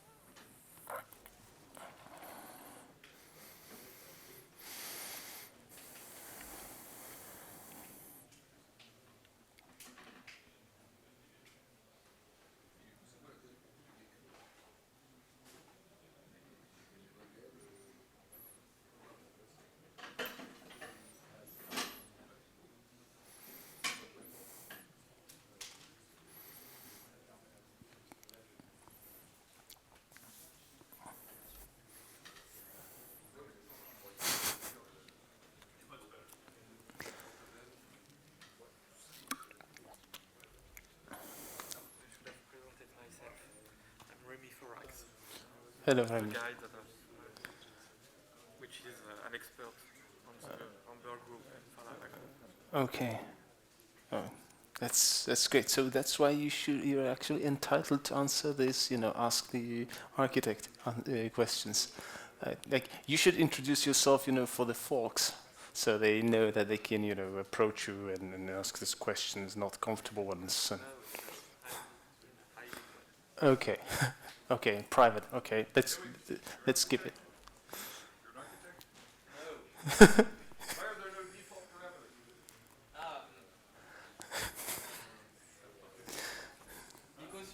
Because you have overload, you have method overload. Yes, which is a lot more verbose. That's one question. The other one is if you define default parameter, you are playing God. Basically, you are saying user, you will use this method with this default. The main issue with default parameter in general in any language is that people abuse it. It's the main reason why James Gosling didn't want to have default parameter. Why can't default parameters maybe syntactic sugar for Yeah. If you want default parameter in your library, you have to sweat on it. You have to write a lot of code because it's a bad practice. Yeah, I mean, there's no clear advantage. I mean, it has some drawbacks, and see, it's like if you can change, binary and source compatibility every minor version, that's okay, but that's kind of not how Java works. And please be aware, it has 26 years now. So see, imagine language or ecosystem having over a quarter of a century and still growing. I mean, not only more features, but that it has more and more people using it. So you have to be really careful, what to choose, what to add to the library, to the language features, so it doesn't break backward compatibility and so on. I completely understand that. But I mean, that's still not an explicit answer for what problem we could have with it. I actually asked the question on Stack Overflow once, and the only answer I got is, well, because it's hard. Yeah, if you have default parameters, it's play with overloading. Yeah, because effectively, if you have just one default parameter, you have two methods, and the other one has to be created kind of And so you take the spec. Did you take a look at the size of the overloading section? It's something like already 7 pages of the spec. You're trying to double it. Okay, I think you find a great topic for a little tete-a-tete, really, today afternoon or evening. It's just, I think it's time for us to come for this, for the second part, and let me start this second part with records, right? So I have actually a separate talk on records. It's recorded somewhere out there on YouTube. And unfortunately, 3 hours is not enough to cover 2 Java versions fully. Sorry. That's why, I mean, we'll go deeper, but perhaps not as deeply as I would like to. So what is record? Record is a new kind of type declaration, and it's actually a restricted form of a class. And don't quote me on this, but I would say record is a kind of with inheritance, we had all these children and parents and grandparents and so on. So if we go this family way, I would say that record is kind of a cousin of an enum, because enum is also a class, you have objects and so on. It's just there are some restrictions, right? So there are also some restrictions when it comes to records as well. So every record implicitly extends Java lang record. And this is, I think, the exact quote from one of the JEBs, that these are meant to be, sorry, I have a typo, transparent carriers for immutable data, right? And I think every word here except for really matters. So records are about data. If you have something that's a factory or service or factory abstract manager, bean service provider, whatever, you know, these dongish names, right? Then it's not a record because it's not about data, right? It has to be or should be ideally about immutability. So it's, if you don't plan to keep immutable data in record, it might be a bad choice. There are carriers for data, so they should be like take your data from point A to point B, basically, just wrap it, and they should be transparent, meaning that everything they keep is transparent and exposed to the colors outside. Of course, they should not manipulate it because it's immutable, but whatever is there should be accessible to the rest of the world, right? And this is how they look like. So you go for example, you have these complex numbers, right? So instead of writing class, you go for record. Of course, they can be public, package default, protected, whatever. And then there's a complex, like the name of the class and the record, and there is so-called record header. So it has these components. These are the components, right? So you have two components, one being real, and of type double, and imaginary again, and we have body. Even if the body is empty, it has to be there, right? So this is how it looks like. And what records have?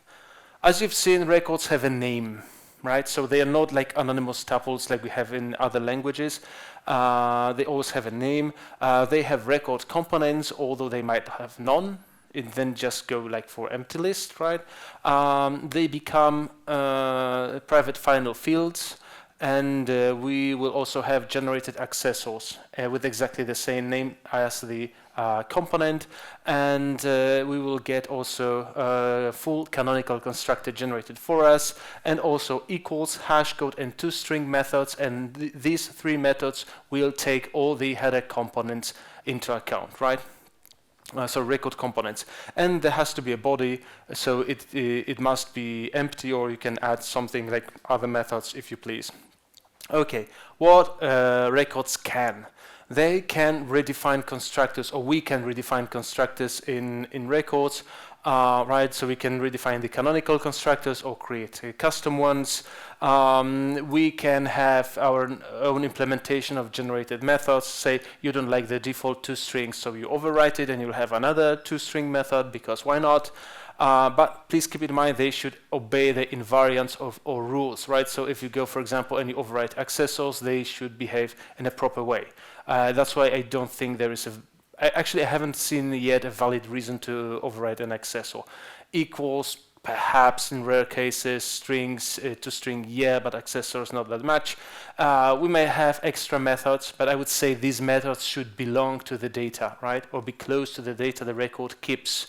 It shouldn't be something totally unrelated to the data, cohesion and the stuff.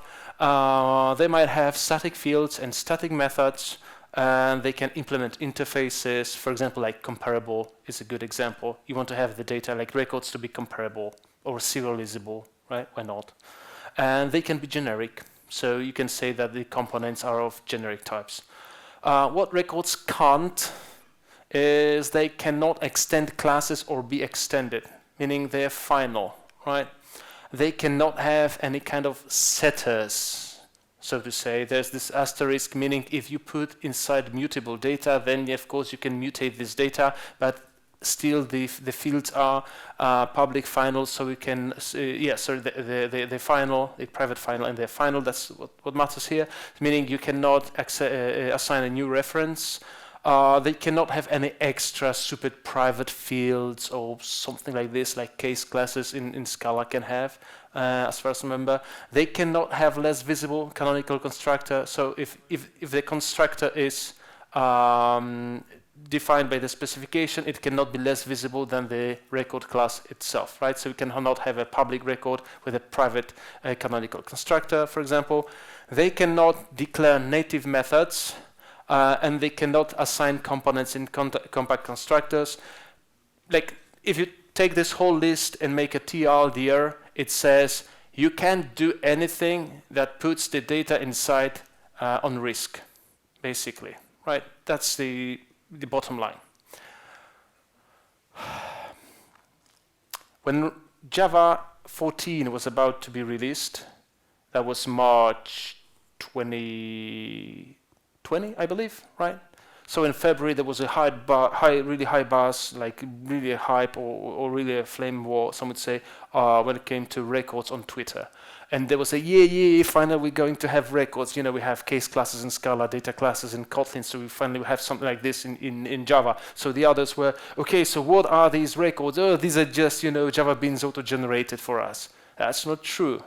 Records are not Java beans, and I'm going to prove it to you, right, in code, that they are not Java beans. They are just plain old Java objects with accessors, and they don't have getters, right? So now you don't have method which has this get prefix, or is prefix, or was prefix, or has been prefix, or whatever prefix you make, right? Not to mention that Java beans is not a specification. It's kind of like a set of rules, you know, like the pirate world, right? And you can think of them as named tuples. Who's using SQL database? Okay, so you're using tuples, only you name them rows, right? Because they're presented in tables, right? And even if you didn't use Scala or Kotlin, then you have used tuples. And just in Java, we have this, because a lot of things in Java is named, then we have named tuples as well. And sometimes they may require overriding equals and hash code, I would say, although for me that would be an indication that we have a bad code smell, right? Okay, so let's go for the code, right? In code we trust. Let's go for the code. Okay, and we have, where do we have records? In a separate module, I believe. Yeah. So we have this complex record, as you can see, right? And how do we use it? We use it like this. I basically see I instantiate it as every other class. No magic here. Let me run it. It works, okay. And it's just, as you can see, I have overridden several methods here, just because it's natural for complex numbers to be added, subtracted, multiplied, and so on and so on. So we can, as you can see, this data belongs here, and so we are building a new type for records, so we can add one record to another record, and so on and so on. Yeah, so it works like this, for example. And I also decided to override the toString method because this is the way I was taught at the university, how we should write complex numbers, at least in our paper notebooks. But yeah, this is the default implementation.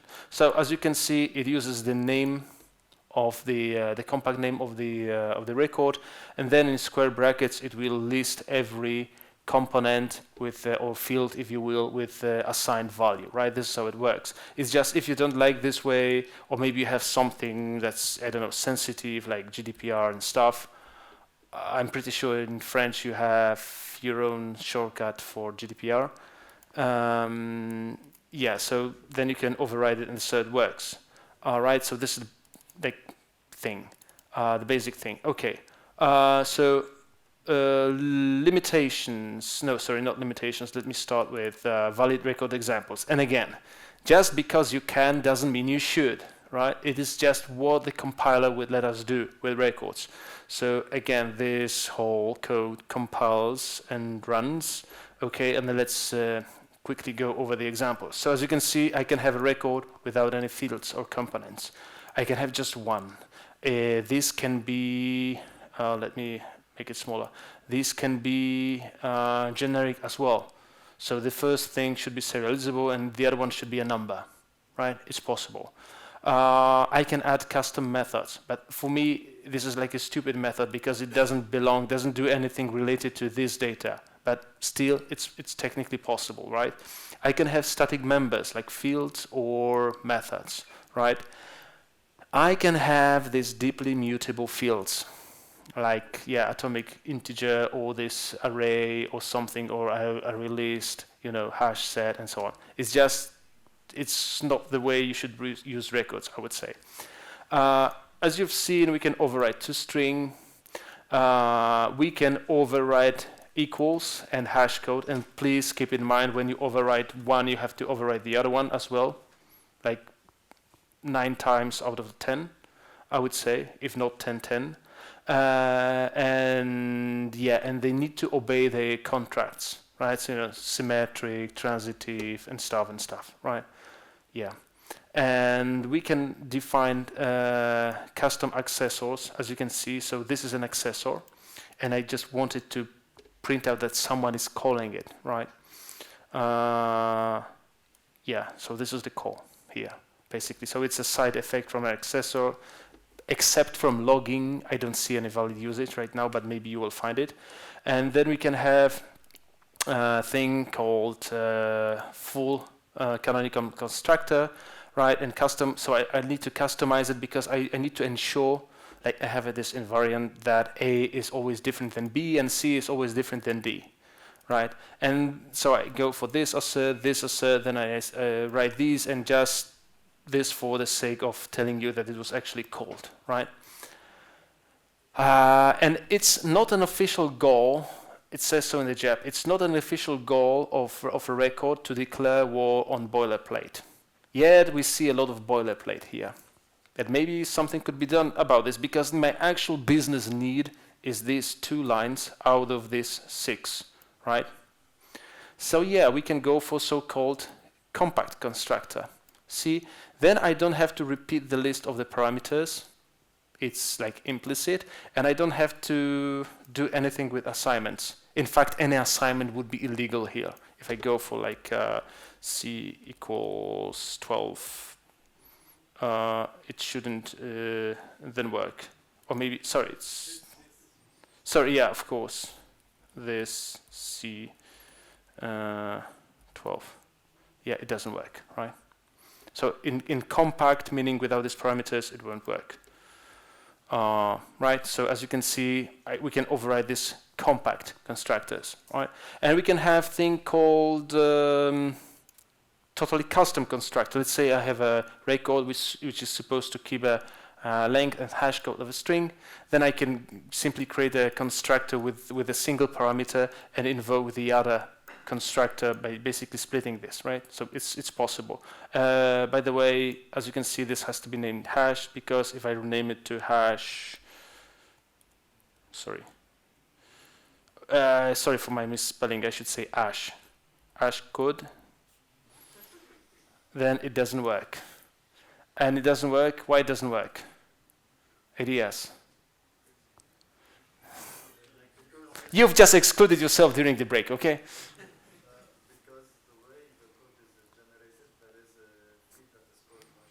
Yeah, so we have a field called hash code, so we have to have an accessor called hash code, and this clashes with the hash code method, right? Yeah, and and as you can see, these custom constructors can have less visibility, right? And the records can implement interfaces, so they are comparable here, as you can see. So I can implement in comparable and comparative methods, and accessors can use override.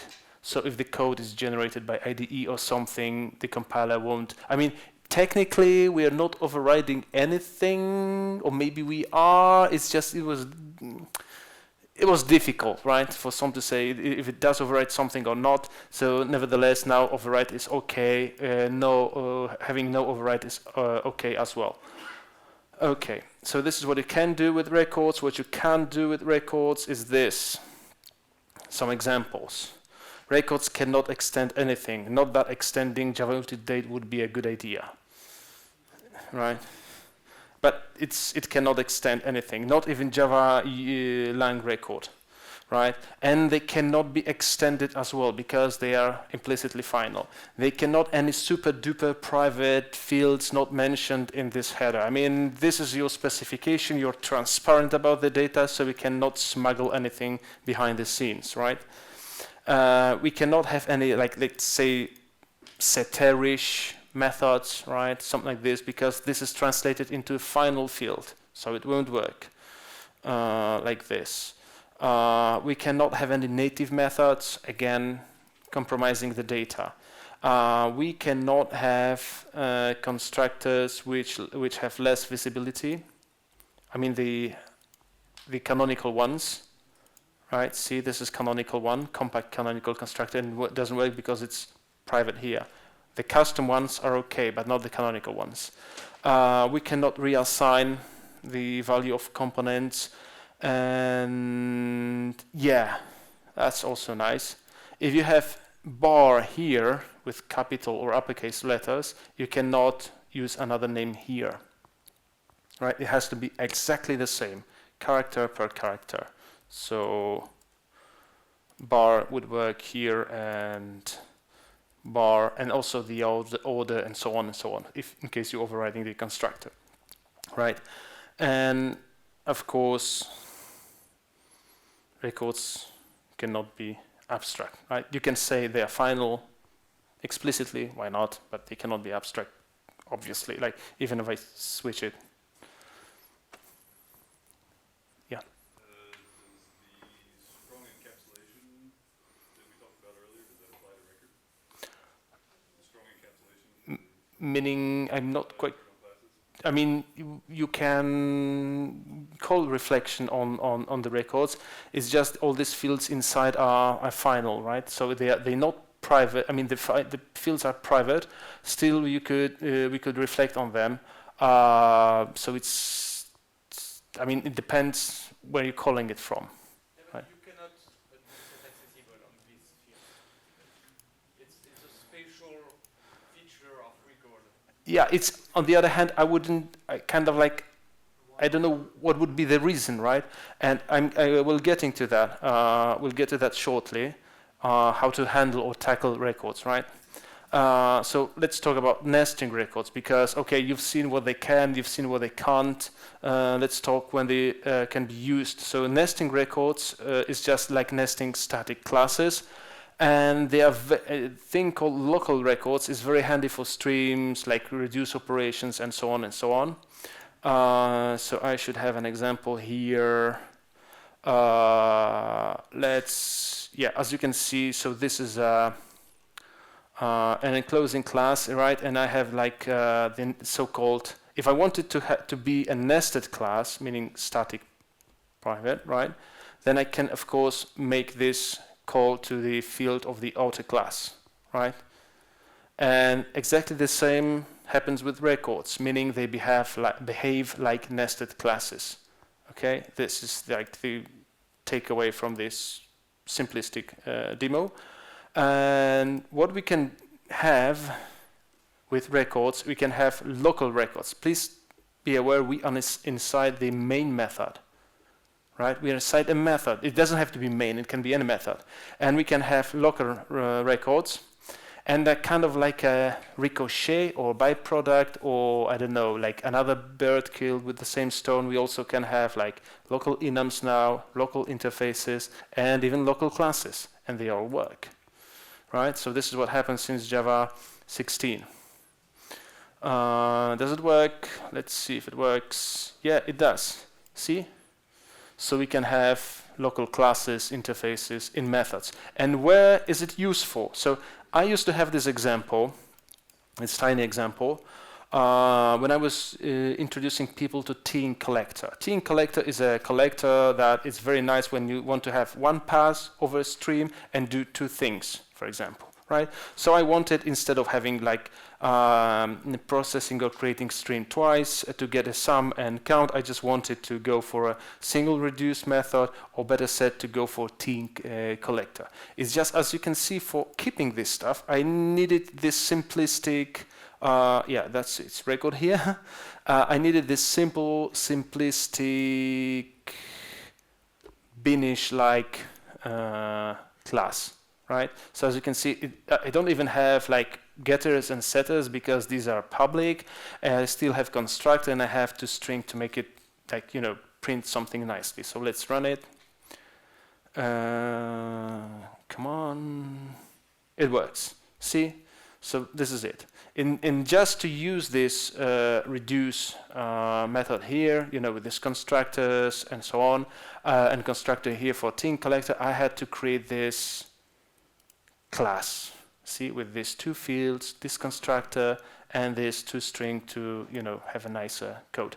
And now instead all of these, I can simply go and create this simple record here. And that's it. I see I'm using it in main. So it's visible in main since here till the end, to the end of this scope. And that's it. That's all I need to make this work. So I can run it again. And the results should be the same. Yeah, they are, as you can see. So again, it's not like official goal to get rid of boilerplate code yet. As you can see, there's less ceremony with records as well. So if you're wondering if you can only use them for, I don't know, being kept in a list or something, that's not the only case, right? They're very nice. They behave really nicely here. Yeah, so I've shown you that. And reflection of records. So we have this new method, just as we have is enum, we have is record, right? And we can get the components of a record then, basically. Right, so let's go for this reflection. And I would say that's not something you'd like to do on a daily basis. It's just to demonstrate you if you're, I don't know, maintaining a library, even like a company library or something like this, right? So as you can see, we have this record object here, right? And we can investigate record components here. So we can basically call this, get class, get records components. And as you can see, we get an array of record components. And then we can like enumerate it, get their types, and so on and so on. So unlike the Java beans, when there was like more like convention, now records is specification, okay? You open Java language specification, page X, and you read, and it says how it should look, and so on, right? So now Java has a like totally specified way of keeping data, passing data, and so on, in terms of, like data containers, of course. And you can get this component, get the accessor, as you can see, and then invoke it. So it's still possible. And now let me run this code, actually. So we'll see one thing that I wanted to show you. All right? Okay. So here we are using thing called, describe bin properties, bin info, right? So we go for introspector, get bin info. So for a record, you see I'm using a record here. It says that it has a read method called getClass.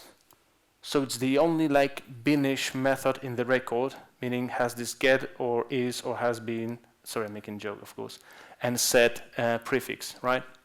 Whereas for bin, we have these there he should be here. Yeah, for UID we have a reader method which is get ID, right? And for this other field called string field, we have this read method and write method, right? Say this set string field, because these are my see, this is the record, and this is this bin with setters. So as you can see, using reflection on bins, using this bin introspector, and so on, I was able to figure out if I have some properties which are read-only, if I have properties which are writable also as well. And for records, there's a different approach. You just check if this is a record, and if this is a record, you do something about it. When it comes to annotations, well, they get propagated properly, basically. So if you have these annotations which are like field, scope, or sorry, target, and method, and parameter. By the way, we have a new target, which is record component. That meaning something that can be annotated is only record component. Then, as you might have guessed, they get propagated properly, right? So see, I have this, record here. And this bunch of annotations, and then as you can see, they get propagated when they need to be. So field is only propagated to field, method to accessor method, and so on, right? And fund annotation, because it's this fat here, will get propagated everywhere because it's listing every possible target. Oh, serialization. That perhaps is an interesting topic. Ooh la la, I have to perhaps take it back. Yeah, like let's roll back. Sorry for that, I've forgotten to do that after previous demo.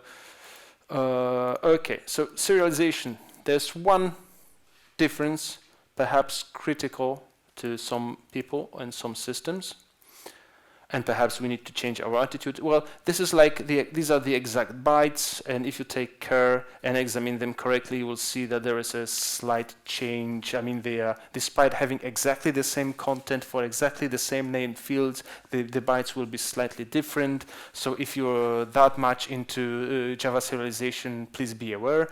And another thing is, and it's just like TLDR of this demo, is that when we are deserializing an object, which happens to be a record, then we are going to call or deserialize this object using a constructor, right? That's why you see we're creating record for ABC, because it's called here from the constructor of this record, right?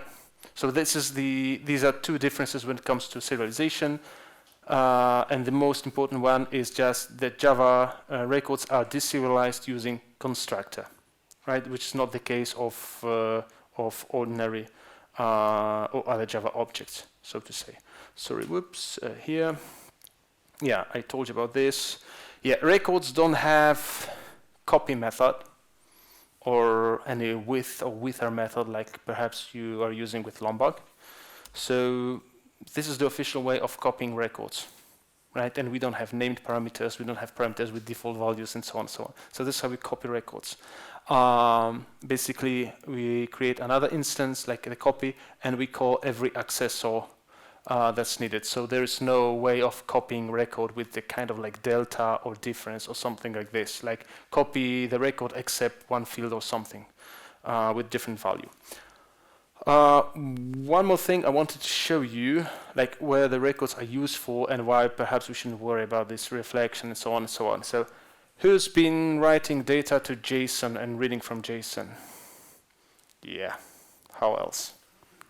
All right.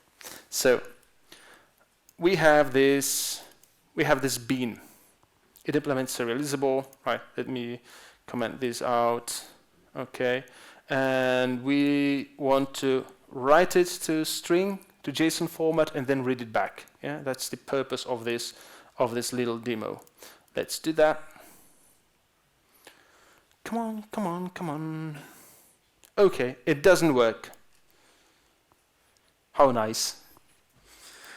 Why it doesn't work? And it says, you see, no serializer found for class, else it says something about fail or empty beans. Because this bean is actually slightly abusing the bean convention, and it doesn't have a getter, as you can see, right? It doesn't have the getter, because the purpose of this bean is to mimic how the record looks like. The record doesn't have a getter, right?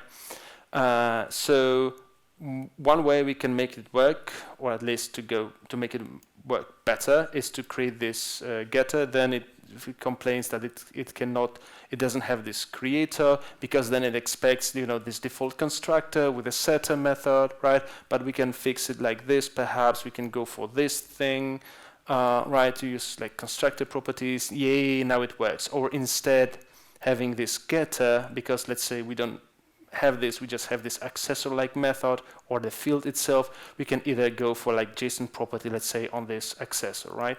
So yeah, now it works. Okay. Of course, we can create custom serializer and deserializer for Jackson, as we all know, right? Yeah, but let's make it happen also for record.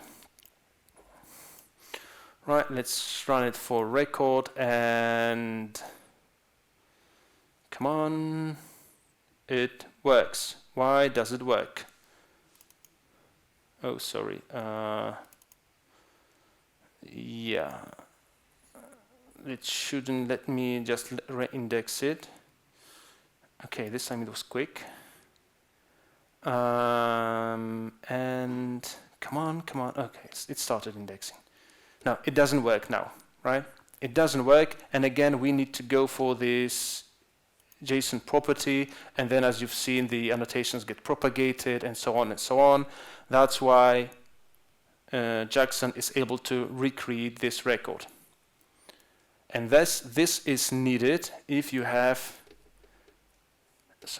an old version of Jackson. Because if you pay close attention, I can go for, instead of 211, I can go for 212. And since 212, Jackson recognizes records, right? Oops, sorry. So see now. Come on. Now the record gets properly serialized and deserialized without any annotations. So as you can see, I have this mapper, right? Object mapper. So it serializes and deserializes the record. And here is the great benefit and the purpose of records as well, where they shine, because they are specified. And now we have a specified way how Java should pass the data. One of the libraries in this very case, Jackson, already adapted to that, right? And it recognizes, hey, this is a record. So record has this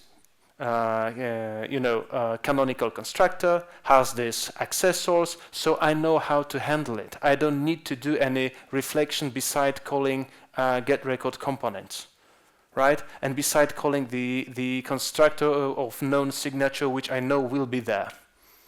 And I can infer that from the array of these record components and so on and so on. So you might be wondering if there are more applications of records, perhaps. Okay, question? Quick question. Yeah? Does that mean that Jackson 212 cannot be used with older versions of JDK? Why? It can. Wouldn't know. Then the thing kicks in. It's since Java 9, it's so-called a multi-version jar. So if it's detected that it's running on a JVM newer than Java 8, it can read additional stuff. So it works with Java 8 as well. Yeah. So it's. I'm sorry to worry you if in case you wanted it to not to work. Okay. What was the purpose of not using the get-ish? Yeah, okay. So we have big Boolean. Okay, what's the prefix? Yeah, exactly. This is not the only reason, but this is my answer to this question, because it's not the first time I ask this question, okay? So this is one of the, and then there's I even saw in code, apart from some Polish prefixes and Czech prefixes, because I happen to work with such a code, I saw, for example, has been.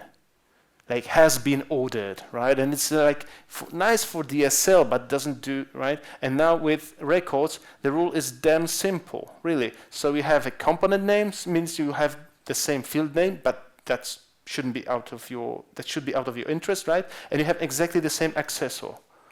Simple. No prefix, no worries. Maybe Bob Marley would make a song about this if he was still with us. Okay. I wanted to show you, who works with Spring?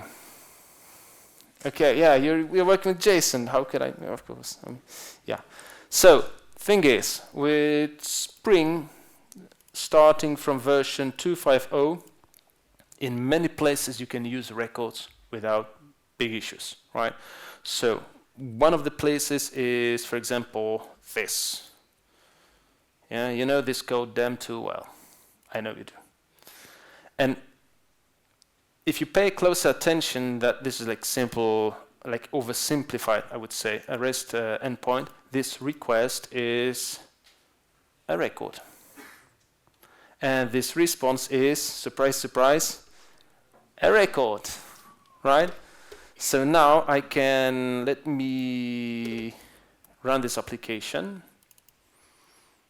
Okay, and let me run this application. Come on, spin up. Hurry. Yeah, it should be working. So let me go and call this Carl. Okay. And boom. See, it's working. So it made it uppercase, right? Because this is what I wanted to do, to make this uppercase, make one uppercase and like square the two. This is what it does. I mean, it's kind of a business logic, you know. So if it's business, sometimes it's not logic, but it has to be that, like, you know the drill, right? Still, as you can see, the request and the response are both records, so maybe you don't need that much ceremony, and that's okay. I mean, when was the last time when you mutated a field on a record? HTTP request. Exactly, that's the point, right? That's the point. If you don't have to mutate the request, then record is a perfect candidate for a request, like the payload, the body, right? That's the thing. It's not only there. For example, you have this requirement that you need to convert this CSV file into a JSON file, right? You work with like banking, insurance, stuff, whatever, right? And you might be using Spring Batch, this Asian technology, right? Right, and you have this name and email, and you see it's this beanish type, right? So what we can do instead I mean, it's not that I'm encouraging you that on Monday you go to your company and say, boss, there was this, chef, there was this weird guy from Poland, and he said we have to scrap everything and we write to use records. No. This is not what I'm trying to tell you. It's just when you have to create, for example, a new batch, okay, new batch job, perhaps you could consider using records, right? So let's do it like this, like quick demo. Maybe it will work. All right. Let's convert this into public final. Right. Let's remove everything here. Yeah. See, it was proper. It had even hash code, like proper bin. Okay. Now we need to create a constructor. And now IntelliJ tells us, hey, how about converting to a record? Come on, bring it on. Boom. Right? Let's give it a spin. Let's see how it works. And oops, it didn't. Yeah, it didn't work, right? It's because this target type method is not kind of like, maybe it will be improved in future versions of Spring. It doesn't recognize this is a record now. So we, instead of like this bean wrapper, we have to create our own, and how do we call it? It's like field set mapper, new record field set mapper, name and email dot class. Bit of ceremony, right? Right now, but maybe it will change in the future batch version. All right, I'm trying to run it again, and this time it says, sorry, TMP. I know what I'm looking for.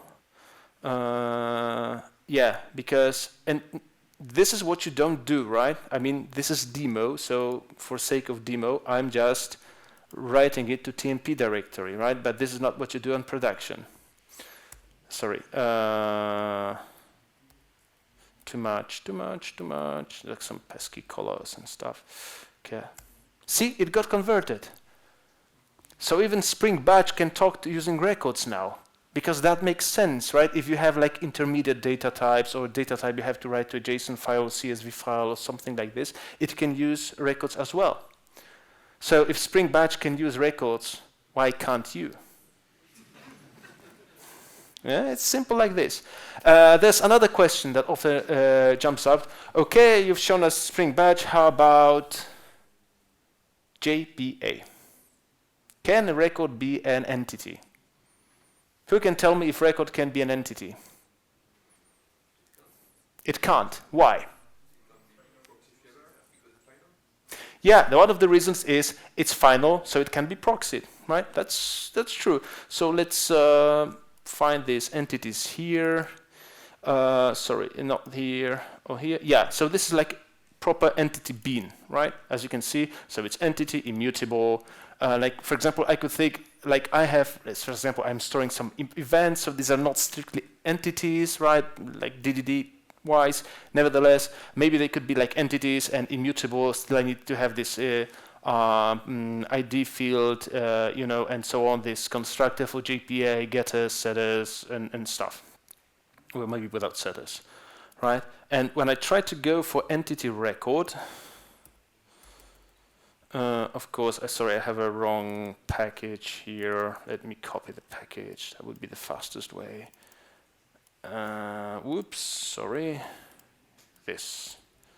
It doesn't work, as you can see. I can't mark a record as immutable entity. Even I can toss the ID here because it says there are two reasons, right? First, it should have non-argument constructor, and that's not possible with a record because the fields are final. And the other thing, it cannot be proxied because it's implicitly final, and there's this issue with ID and so on. There is this Hibernate guru, Vlad Mihalcea from Romania. You know him probably. If you don't, you should, if you're working with JPA, right? And he has a nice entry explaining why it doesn't work. So can you please explain to me why this works? It's a record and an entity. I can add it. Still. Sorry? It does have this long ID. I might have one chocolate left. Exactly! We have a winner! For this, you can get a second one, really. See? It's not JPA. It means they are so OREMs, right? Object relation mappers, who are capable of having entities which are final, have this non-default constructors, and so on and so on. So just as Lombok as adapted, Morphia adapted as well. And it's kind of like byproduct because I forget the maintainer's name. There's this cool guy from New York City, and he maintains Morphia now, and he made it compatible with Java 11, so there's no illegal access warnings, and so on and so on. And he did that for Java 11, but quite accidentally, it works with Java 16 as well. How cool, right? Yeah, and we can then go, just to make sure I'm not, you know, pulling your leg, that really works. I can go for Morphia test, see?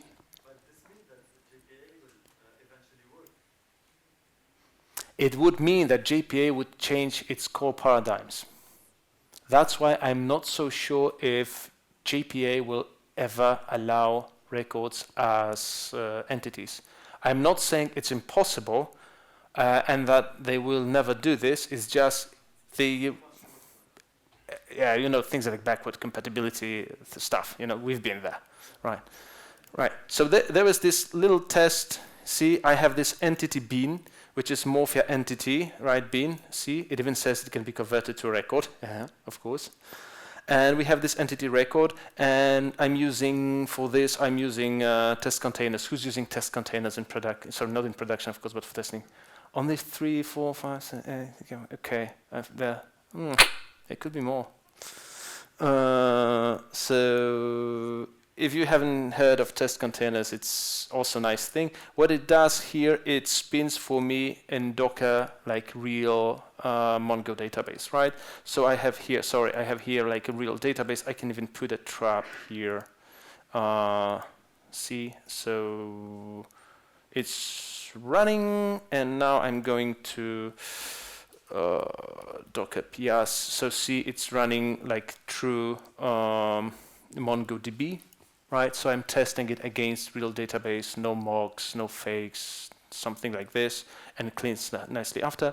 And I'm just, to make sure it's not that, you know, data store comes from Morphia. So maybe Morphia is cheating, you never know. You'd like to have this end-to-end test or integration test. So here for this fetch for class, I'm actually making this call, right? I'm calling it making this call to a database. Let's see if I can do that quickly. Docker exe, sorry, it would be a different container now. let's go full screen. Different container. This one is called, what is it called? Nervus Gagarin. Okay. And then we should go for DB. What was the name of this M record? Sorry, M entity record. Find. See, I'm making like a equivalent of SQL query. I'm just querying the database, using the client. See, and it has this thing written. So I have this document, right, with ID 15 and type of entity record, right? So that's why this assertion is passing, right? So as you can see, no cheating here, right? And here again, yeah. So that's why the test is green. So as you can see, if somebody asks you, can I use record as an entity, you answer them what ORM you have. That's the answer, right? To this question. Didn't I close too much? Hopefully not. Oops. All right. Yeah. So records can be, of course, used with pattern matching, with instanceof, and with sealed hierarchies, as you've seen before. And in the future, hopefully in Java 18, they should support also like deconstruction, somewhat similar to an apply from Scala, if you know the companion objects and so on. And there's more on records. I even managed to run records with Lombok. So yeah, so you're not the only sick people in this room. Yeah, there were more improvements to Java. Okay, so in at least, I mean, covering just last two versions, because when it comes to garbage collectors, the ratio they are changed is really impressive, I would say. So there are more and more changes. They are more performant, more intelligent, and so on. So to ZGC, now it's a standard feature in Java 16. So the stack processing has been moved to a concurrent phase, meaning no matter, at least in theory, no matter how many threads you have, the pauses of ZGC will be lasting as long, right? I mean, they won't grow with the number of threads. Yeah. Should be spent on the typical machines. That's why, I mean, if you haven't seen ZGC or Shenandoah in action, and you care about short stop-the-world pauses, you should give them a try. ZGC Shenandoah. Elastic metaspace, introduced in Java 16. So now you can switch to one of these, balanced, aggressive, or none. By default, it's balanced, and it's using this byte memory allocation. It's known from Linux as well. So it just used this algorithm for elastic metaspace, and it allows it gives us like less class loader overhead and reduced fragmentation, basically. So now elastic metaspace. Sorry, Metaspace can give back memory to the operating system, if I'm not mistaken, but maybe I am. It's a better approach to metaspace now since Java 16. So as you can see, if you already passed this pain point and you, for example, migrated to Java 11, you can keep the same jar and, for example, run it on Java 17. So you'll have this new fantastic garbage collectors, right? Not backported, but using the bleeding edge production version, of course. You will have this elastic metaspace. You will have these messages for null pointer exceptions, and so on and so on. It doesn't mean you have to rewrite your code to use records, right? You can keep target compatibility as Java 11 if that's needed. Just use new Java runtime, right? There's packaging tool. Who's releasing the software so the other people install it and run on their hardware or cloud? Is everyone really into microservices these days? Oh, might be one of the few. I mean, Okay, so there's packaging tool in Java, introduced as production version in Java 16. And what does it do? It allows you creating native package. So, for example, on Windows, on Windows, there's a dependency. You have to install something to get the MSI images or installers, right?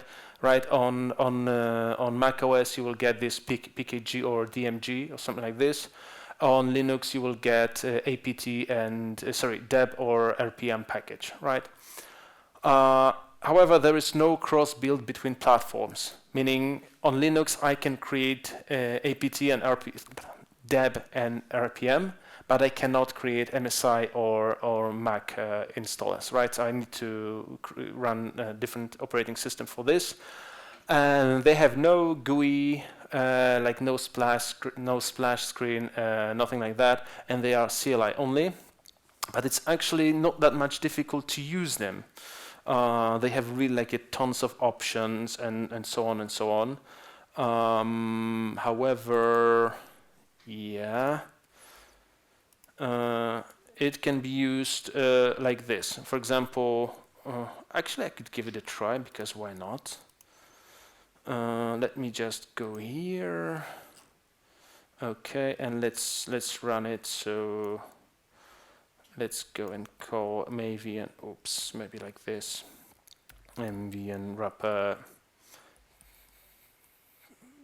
package. So I get this jar, then I get into this. I copy my dependencies.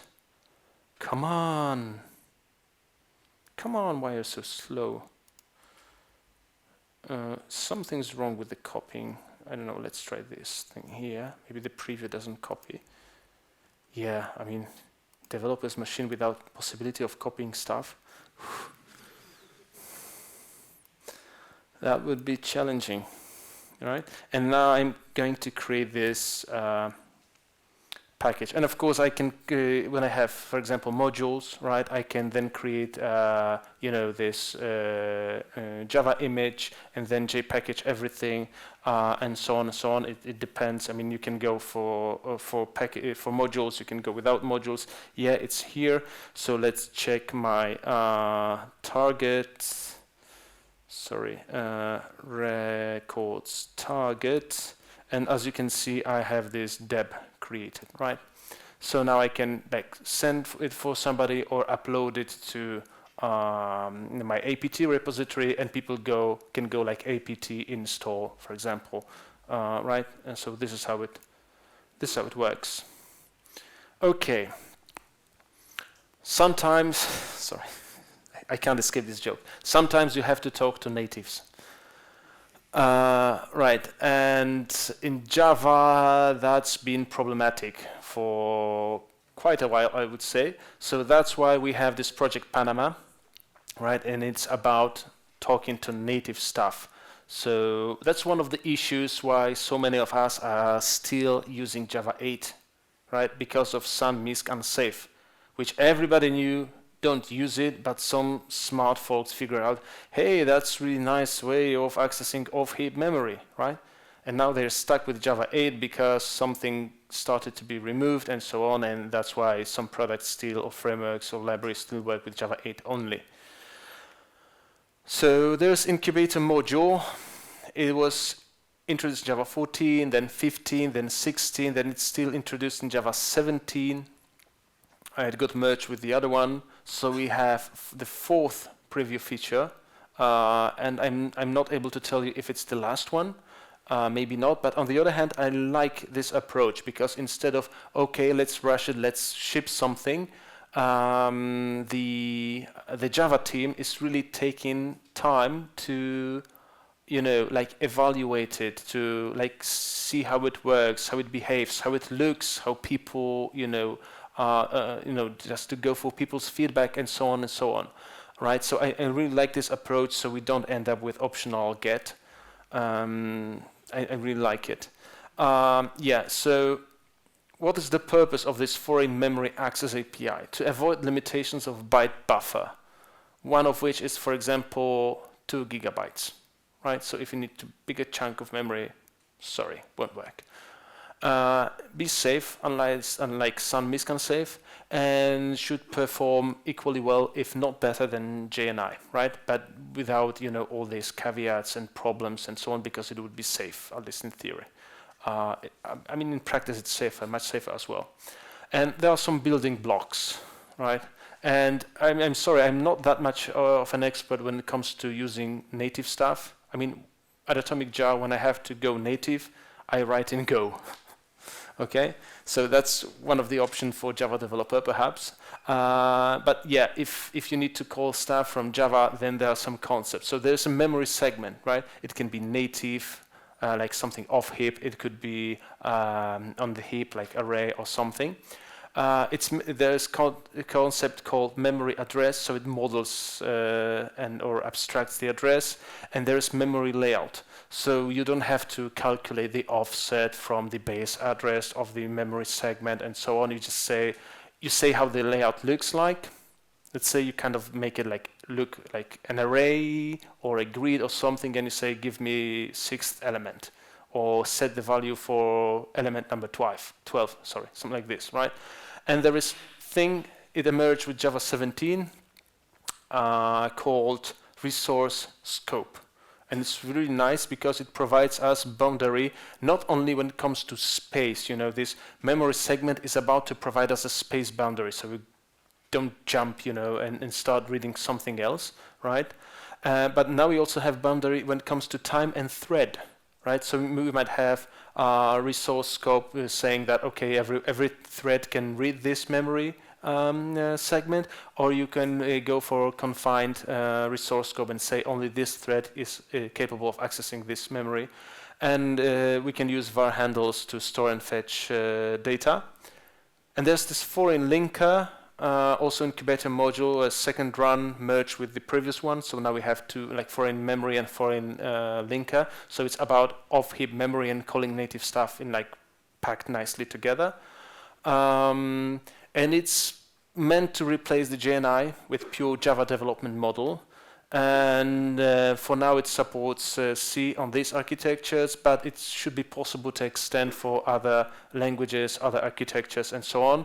And the performance should be, again, not worse than for JNI. And it uses a thing called C linker, right? So it allows two things, so-called down calls, if I'm not mistaken, and it means that from Java we're able to call the native code, right? From a loaded library or something, and up calls, or maybe there's another name. So you tell the native code to call back your Java code. Think comparator. So you have, for example, Java comparator, and you have some sorting, super duper efficient sorting written in C, for example, and you tell the C code to call the compare function in your Java code. So this is the up call. How this could look. I mean, this is one of the examples from the JEP. Yeah, so let's see how it works. I mean, maybe you're not into native stuff, but this is meant to be university, so yeah, foreign. So as you can see, I have this memory demo, little memory demo. Let's see if it works. Oh, it doesn't. It doesn't. Yeah, I even can tell you why, if I'm not mistaken. Let's see if it works now. Yeah, now it works. We'll get to that. Okay, so I just committed wrong lines, sorry.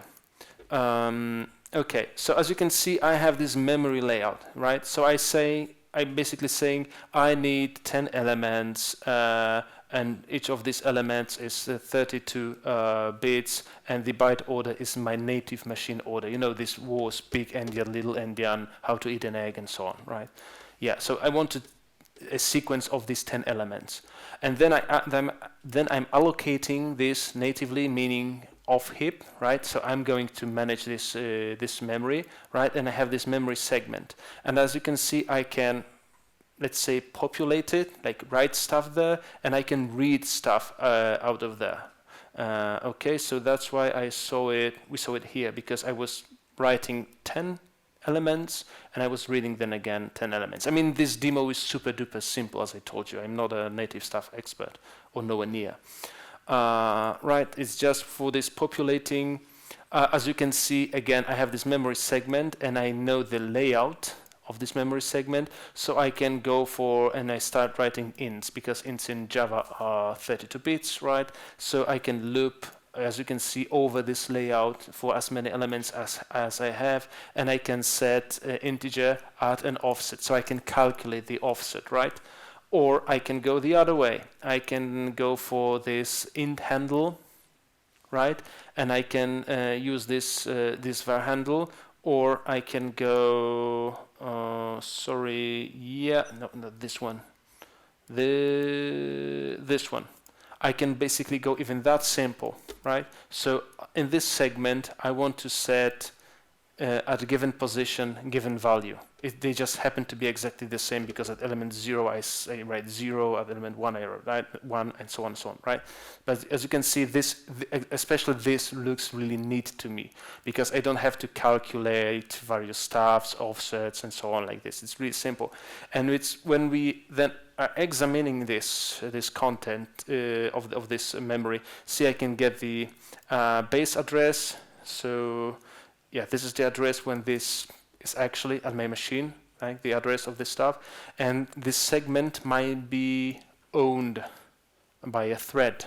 Like it can be in so-called implicit scope, right? And it's here, new implicit scope, and it means it's managed by the garbage collector. So when the time comes, garbage collector collects this, then the memory is released, right? Again, this is like memory offset, right? That's where you see, for example, this 5, and then when you see the value, like I get the element at this segment at this position, so when you see the value is actually 5. So this is it. Why did you write to off it if you want it to be managed by garbage collector? Sorry?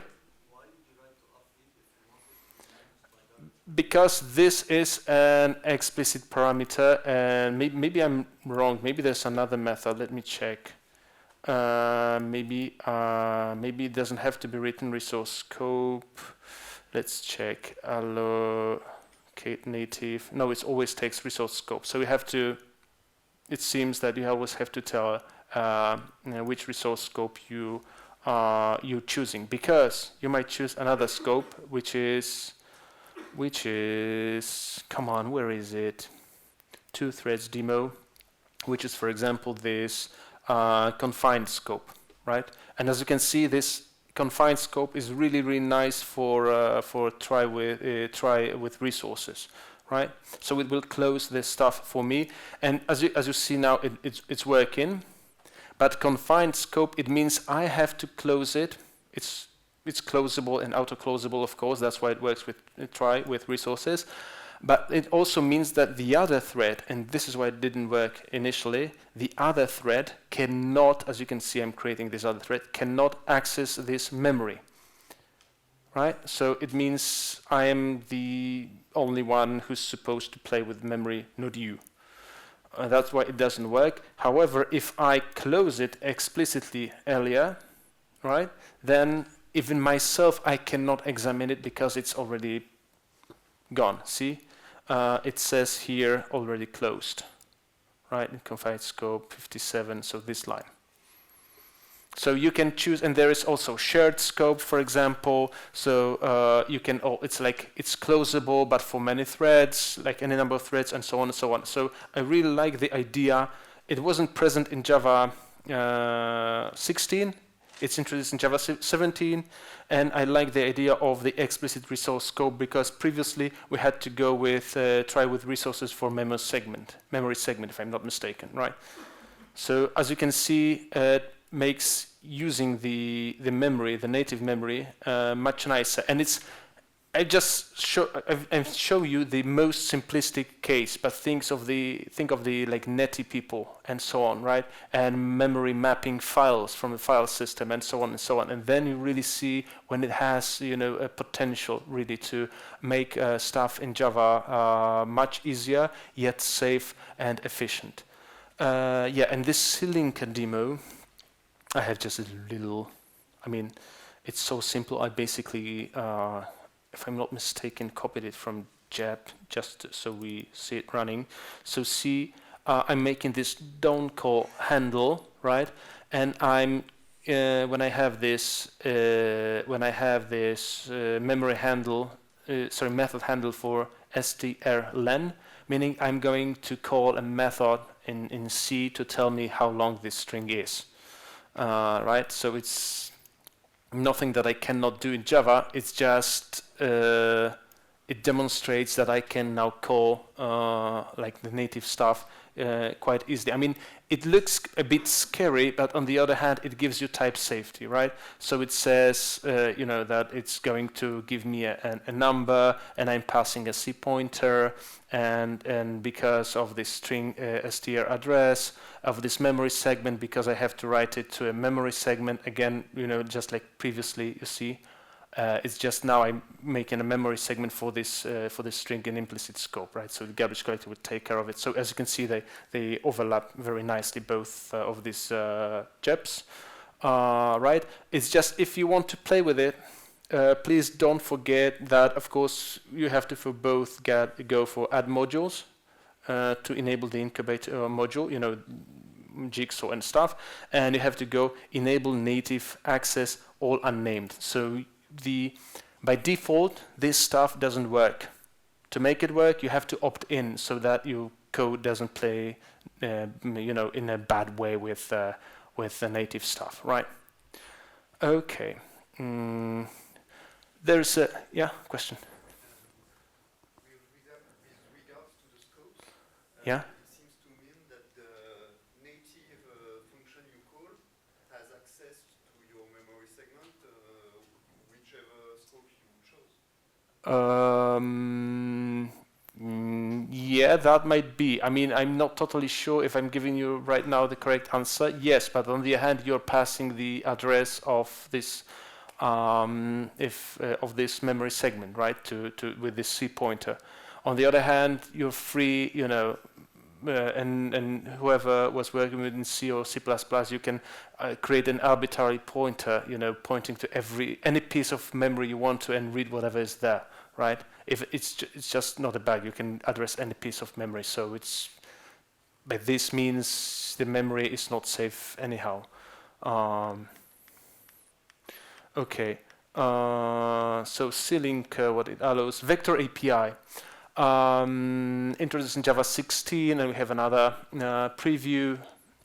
So what does it allow? It should not rely on like on the platform you are. Like it will provide the same API for all the platforms. And currently it supports x86 and AR64 at runtime. And possibly it will support in the future other architectures and also Graal. And what it really is, or the vector processing, right? So let's say you have 2 million of integers and you need to, let's say, double them or add them with another 2 million of integers. So instead of going in loop 1 for 1, you can use your CPU's capabilities and do that in batches, so to say. So summarize as many integers as your CPU permits, right? So in one cycle, one operation, you don't just add one integer to another integer, but you add 4 integers and 4 integers, for example, and then in another 4 integers and so on and so on. So it's using effectively the capabilities of your extra instruction sets of your CPU, right?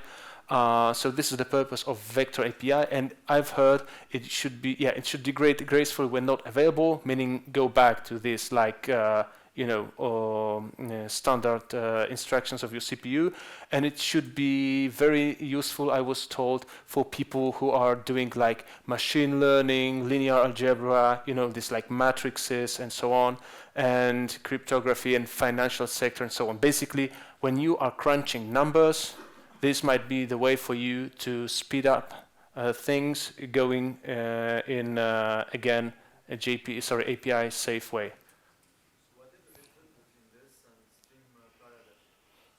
Because stream is stream, it's like Java and so on, and it's like multi-threading, right? And this is not about multi-threading, but doing in a single thread, like using the capability. It's like stream parallel. I would say you have your load, and let's say you have to move from city A to city B, and you hire, let's say, 2 trucks or 4 trucks, right?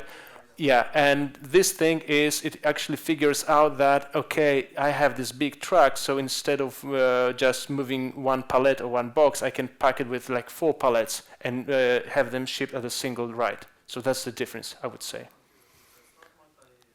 No, it has nothing to do with multi-threading. I mean, these are orthogonal concepts, I would say, right? Yeah, and again, once we have this, Valhalla's value-based classes or value objects, then this thing would benefit from it. Yeah, in Java 17 we had also like refactored, so to say, the pseudo random number generators. Okay, it's so now we have new random generator interface, this thing, and as a kind of like, again, byproduct, some new algorithms were added. So let me show it to you here. Yeah, just a simple demo. See, so now we have more algorithms. Okay, and it means that this thread local random and secure random and ordinary random and splittable random are now sharing the same interface, which is random generator, right? Sorry, I make it bigger. And you just can choose, for example, the runtime, which one you're using, and some code got cleaned up and so on and so on. I don't know if I should be elaborating much longer on this. I mean, it's using the service loader mechanism from Project Jigsaw. If you fancy how I managed to get all of this working, and in future it would allow adding new pseudo-random generators quite easily. You just need to implement this interface, right? So there's this interface and the inheritance tree. As you can see, there's ordinary random and there's secure random, and now this whole inheritance and where the code belongs and so on has been cleaned up, basically. Yeah, who's been using strict FP? Again, maybe you started your Java career because you wanted to be away from the CPUs, right? And now this guy from Poland came and is boring you with Panama, with vectors, native calls, and now strict FP. So now I'm not going to bore you, it's actually the opposite, right? So in the past, different processors used to calculate or compute or crunch doubles different ways because of the size of the registries and so on. So there was difference in precision. So if you had to be that much precise, I don't know, for some highly sophisticated scientific research, for example, right?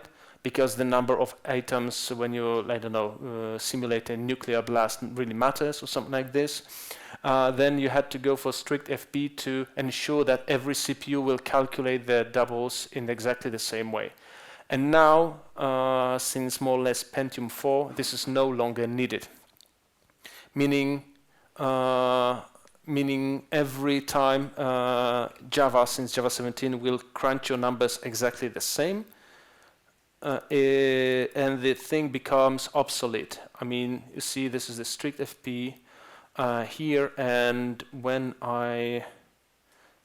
let me try to run it, so you just don't get scared by the warning or something, right? Yeah, let me run it. See, it says now about the strict FP, all floating point expressions are evaluated strictly and strict FP is not required. Right, so basically this is it. So you can still use it, but it won't change anything in Java 17. Now, this is about security of the data you're deserializing, or your security when you deserialize the data that came from you and you're not certain or not sure about this data if it behaves correctly or not. So Java 9, as far as I believe, introduced like a global filters or something like this, and now you can define context-specific deserialization filters, right? So this is the change. So who's deserializing data in but not from JSON, but from this binary format? A lot of hands went down. Okay, one person. Okay, So for you, sir, this might be interesting. I mean, this is a like security feature, right? Or maybe it's not that you couldn't achieve that with Java 9 onwards. It's just now it's easier to do that, right? For Mac users, apart from this M1 build, we also have new rendering pipeline because Apple decided to obsolete OpenGL and they went for a thing called Metal. And this is like a rendering engine or framework or whatever the name is. And it has nothing to do with the Metal look and feel. It's just the same name. And meaning now Java will first try on Mac OpenGL. And if OpenGL doesn't work, because for like new macOS release, they may decide, Apple to drop it, then Java will switch to Metal automatically. So you shouldn't be worried, or your macOS users shouldn't be worried if they're using Java on the machines. Since Java 16, we also have Unix domain socket channels, and surprisingly, I was a bit surprised, they also work on Windows. So Windows has decided to implement at least a subset of features of Unix domain sockets, right? And it means what it means. It means that if you're doing a nasty thing that you're casting socket address always to inet socket address without instanceof, sometimes it might not work, right? Basically. So please be aware of this. Yeah, although I'm not sure this is likely for you.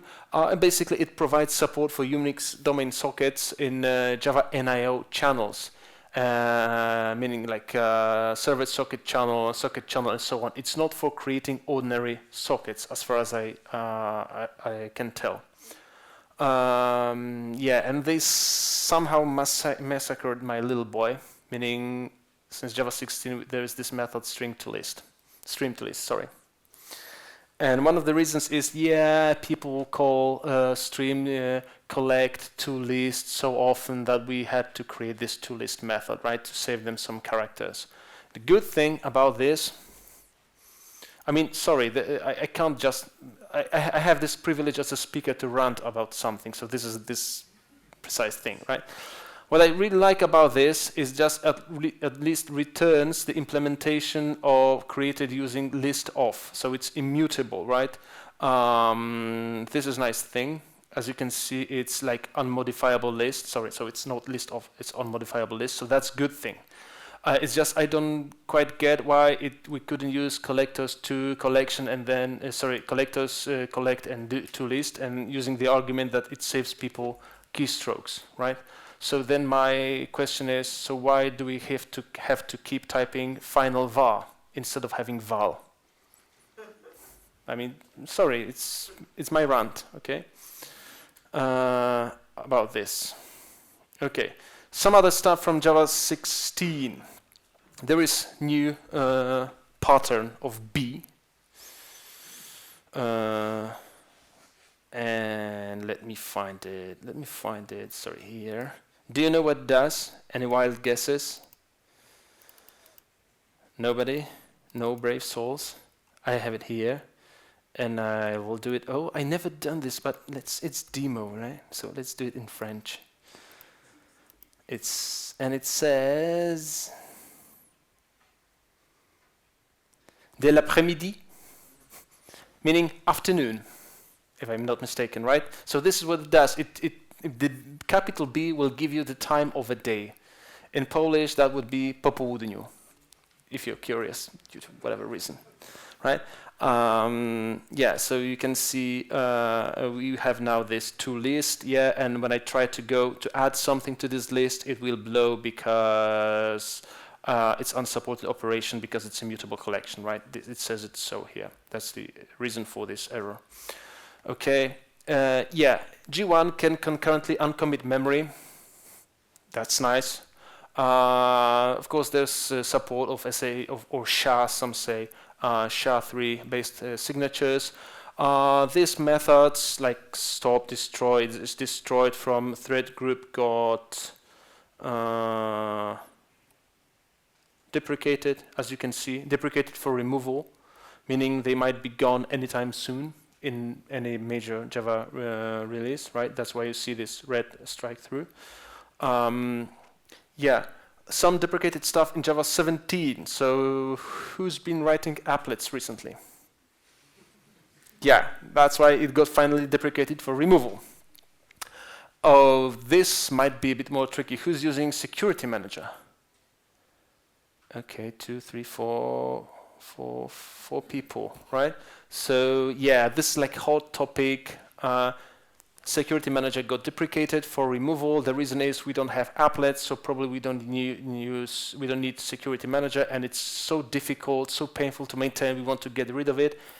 And this JEP is not about finding any replacement right now. It's just as I don't know, industry or something like this. We should find out a way to prevent, for example, plugins to get rid of system or system.exit, for example, calls, right, or accessing something nasty. But Security Manager is a thing of the past. Actually, not many people use it. It was useful at the time when Java was new and was like using applets and so on, right? Yeah, socket implementation, factory mechanism is deprecated as well. Some stuff got removed. RMI activation got removed, and experimental AOT and JIT compilers got removed as well after being removed in Oracle JDK for Java 16.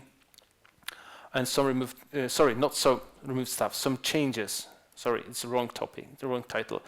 See this nice, added in 16, added in 14, 17, 14, yeah? It's really neat. In Java doc.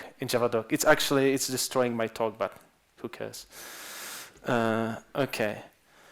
Right, so there is a change to Oracle JDK license, meaning you should be able to download it automatically, as far as I can tell, but I might be mistaken. And another change, Oracle will do OpenJDK LTS every 2 years now. So yeah, it's bad, some say. Okay, some say it's bad, some say it's cool. It's just a change. I mean, this is what we are supposed to see. And there's a very nice article I encourage you to read about changes to G1 and Parallel GC, so how they perform better now and so on, with some nice charts, you know, so this is how it was, this is how it is, and so on. And finalizing, I'm just finishing. What do? Do I press it, or how do I silence it? Okay, thanks. There's a very nice article if you're interested more about this foreign APIs, how to use them, these memory segments, and so on and so on. I encourage you to read that. And this is my request to you, to always, and that every one of you, and yeah, for every speaker, every conference, every talk, every meetup, every JAG meeting, provide your feedback. Because this is not only your appreciation of our work, like all the speakers, but it also allows us, this is my first presentation in Paris, for example. So I would like to know, guys, how you received that, whether you liked it, whether you didn't like it, and so on and so on. Luckily for us, this could be even a paper form, but of course there's this Devoxx application, so you can go for the Devoxx application. Merci beaucoup for attending this very long talk. Here are the links for you. I'll be hanging around. I have a talk tomorrow as well. If you're taking pictures, this might be nicer. I'll be hanging around. I have another talk on migrating to Java 11 tomorrow. Merci beaucoup for your presence here, and yeah, enjoy Java, new Java versions as well. Thanks.